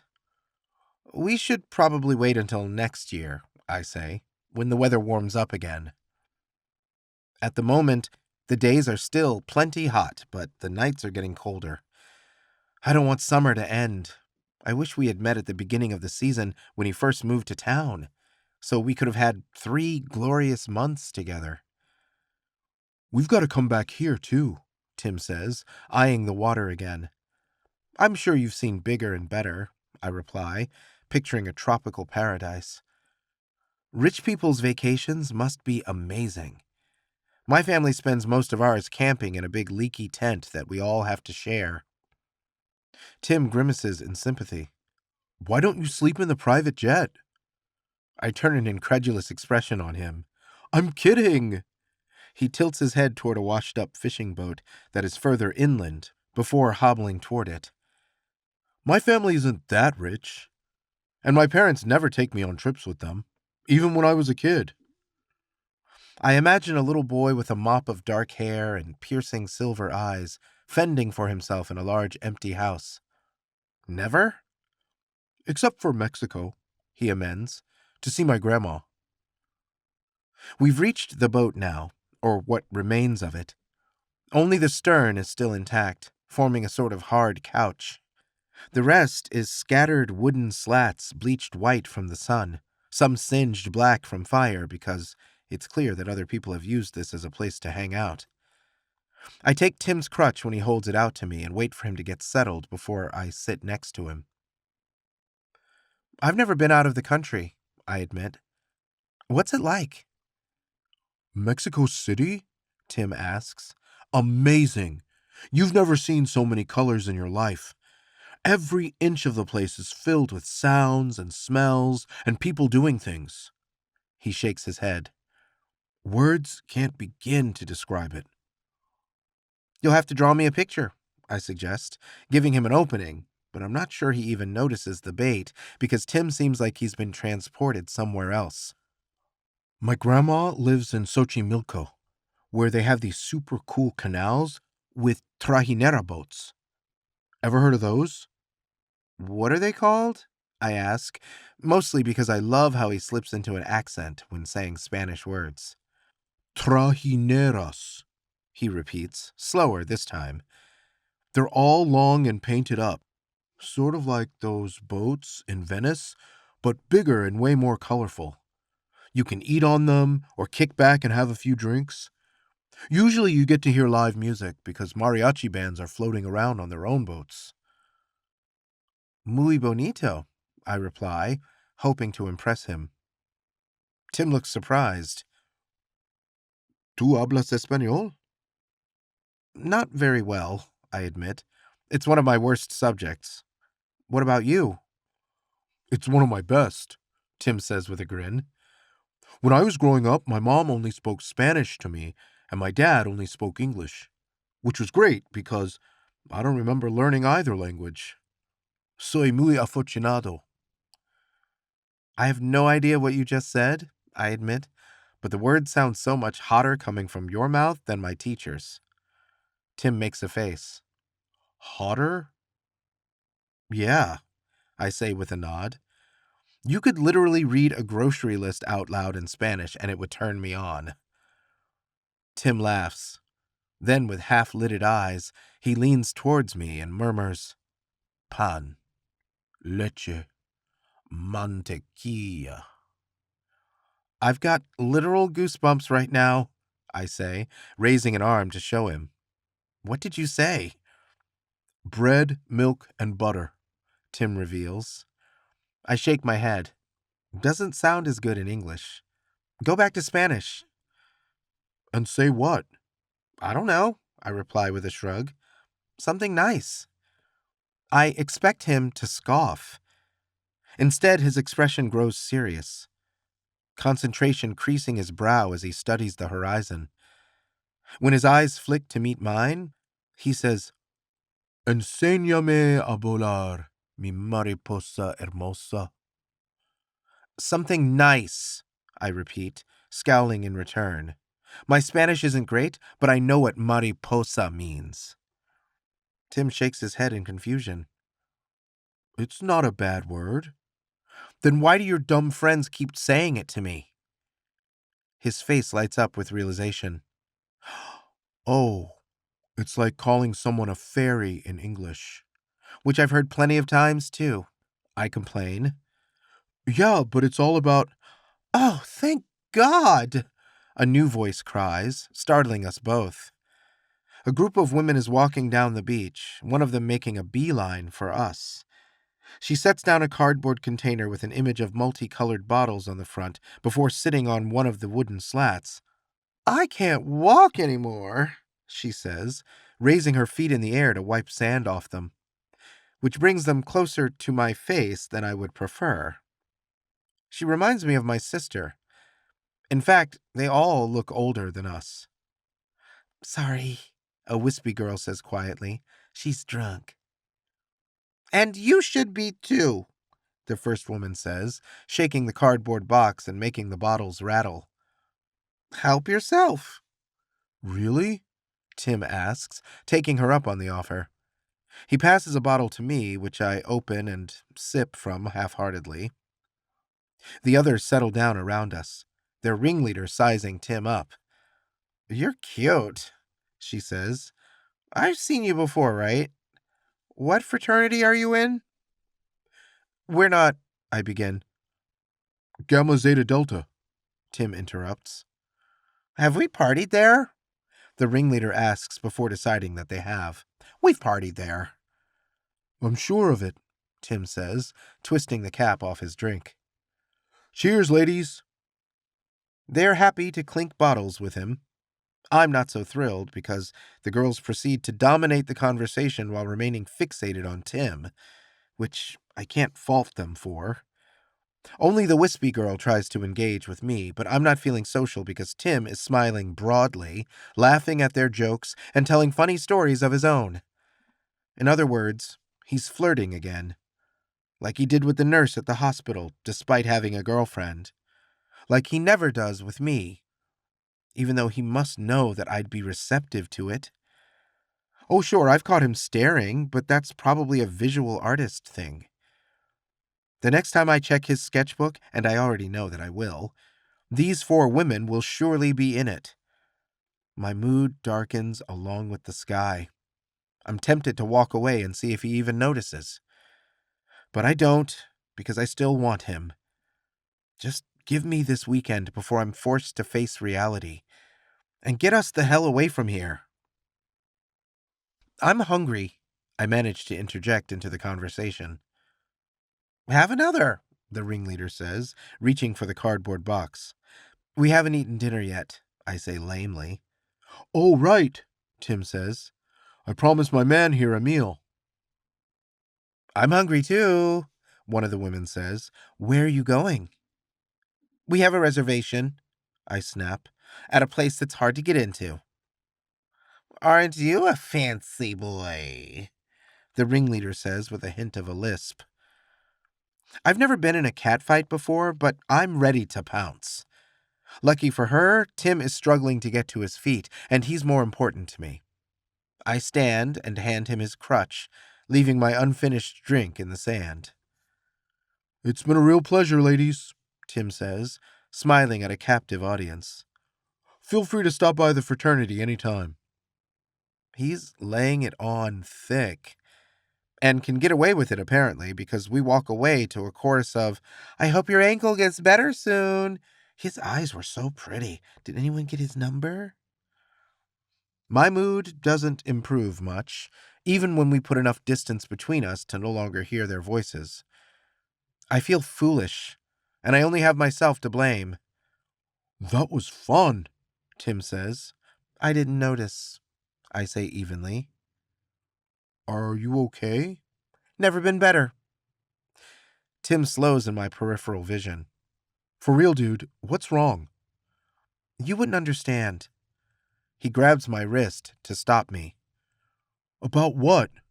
Oh, shit, you mean the Mariposa thing? We got interrupted. The word changes depending on the context.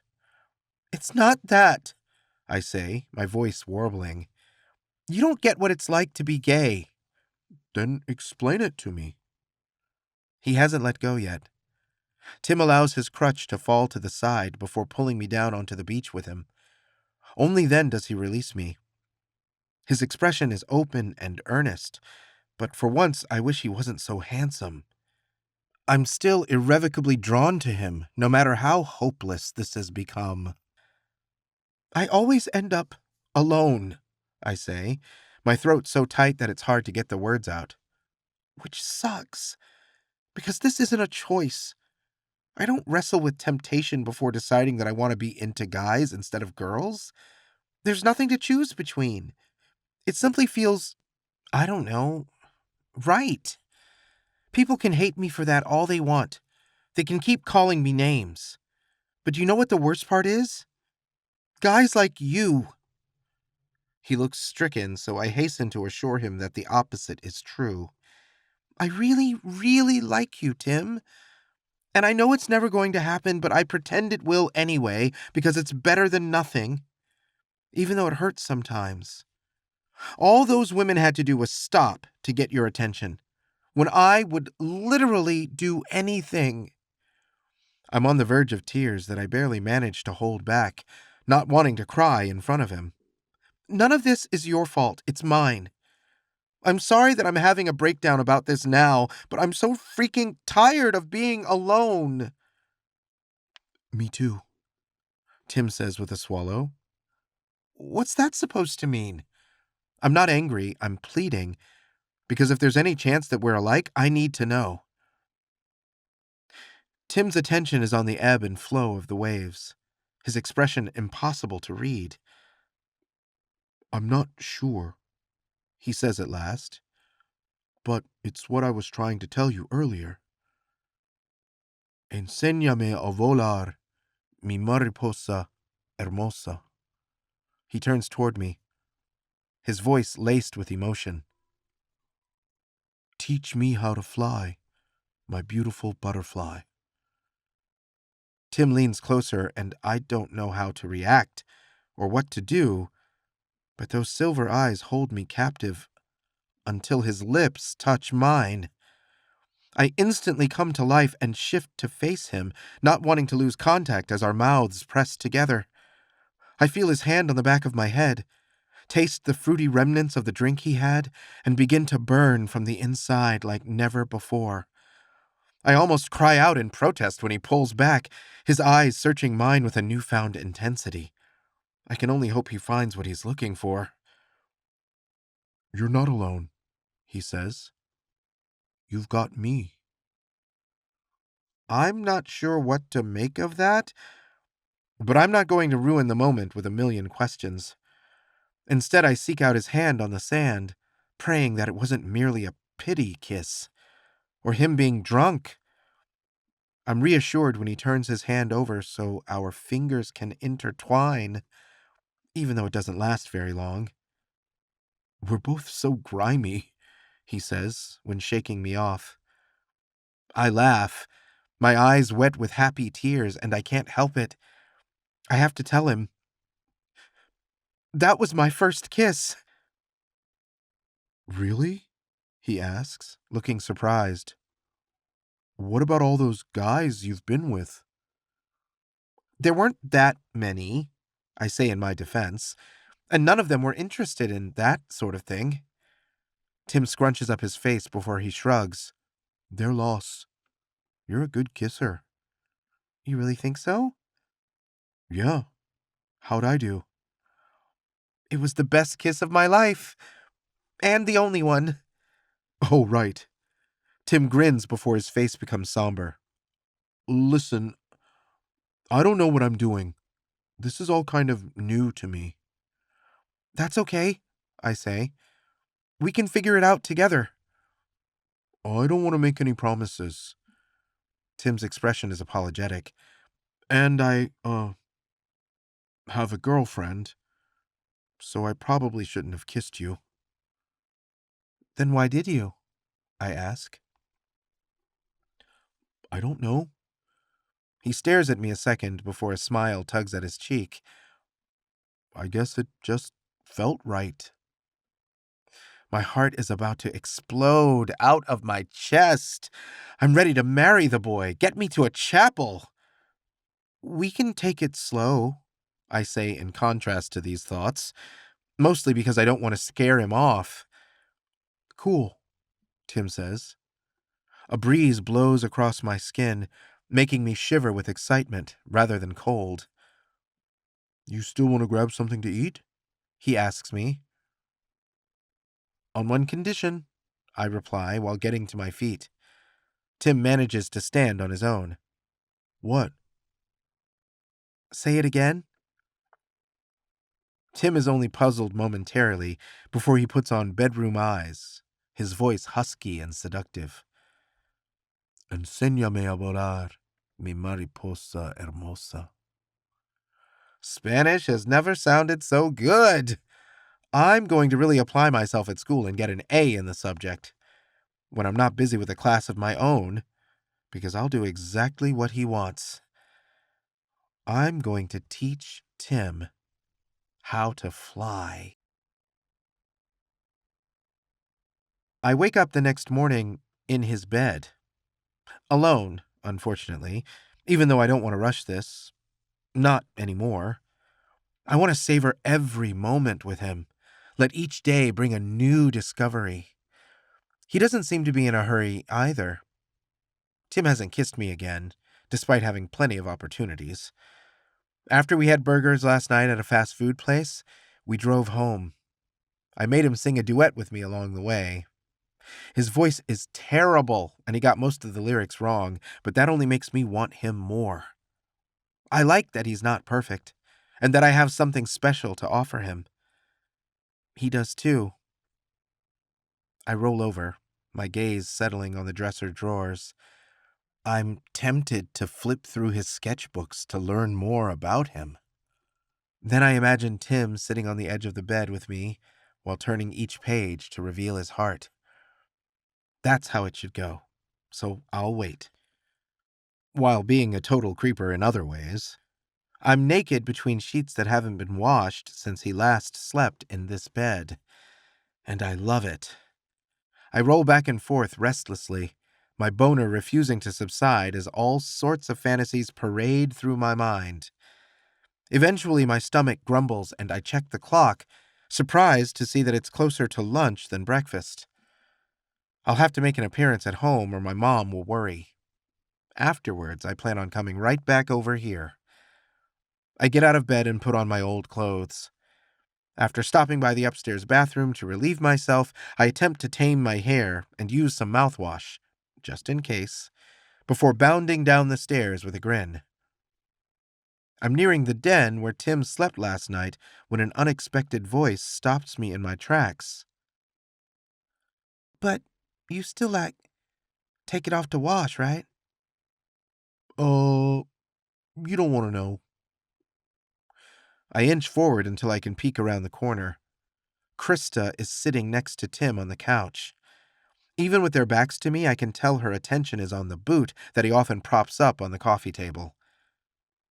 You should at least get a second one, she says, so you have a matching pair. I roll my eyes, because it's a funny idea that I wish I'd come up with instead of her. Huh, Tim replies. It's crazy padded on the bottom, so if I did, I'd feel like I was walking around on the moon. He glances over his shoulder as if he's looking for me. After we lock eyes, he tilts his head, indicating that I should retreat down the hall. So I do. Hey, let me get you something to drink. I'll go, Krista says. You shouldn't have to get up while you're hurt. I clench my teeth. She is not replacing me as his nurse. No, it's fine, Tim says. The doctor says I have to stay active. Wait here. Aren't there drinks in that little refrigerator? She asks.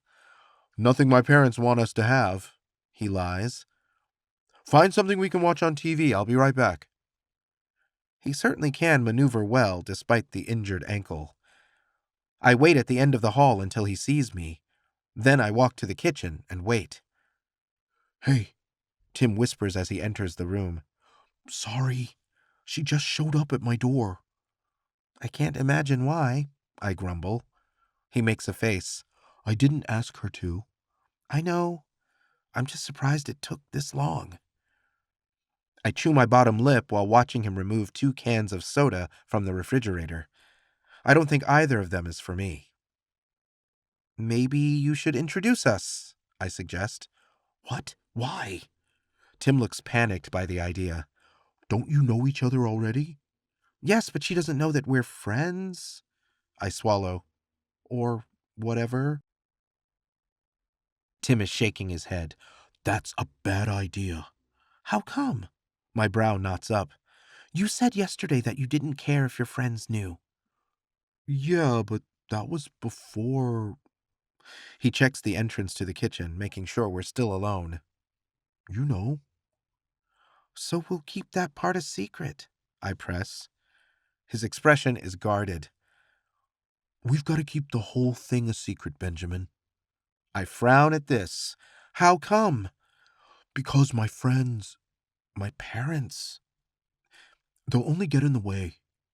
"Of what?" He sets the sodas on the counter and reaches for me, his touch cold from the refrigerated cans. "Us." I wrap my hands around his to warm them again, which shouldn't take long with all the blood coursing through my heart. I can handle a secret or whatever because he's given me what I needed. There's an us now. We'll figure out the rest later. I lean toward him. He laughs and pushes me away. "My girlfriend is in the next room, and I've got morning breath." "Good," I say. "Maybe that'll scare her away." "Speaking of which, I'm out of toothpaste downstairs. Can you run up and get more?"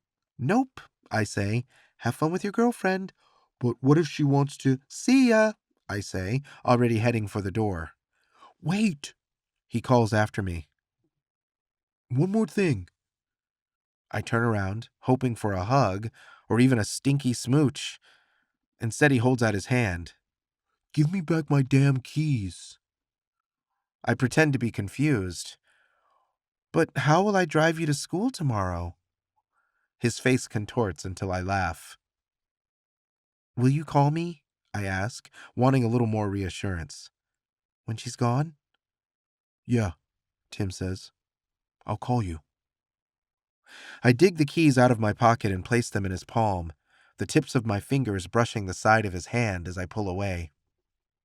I barged into his life and have barely left since. Now it'll be up to him. I won't have a key to his front door anymore. He can lock me out if he wants.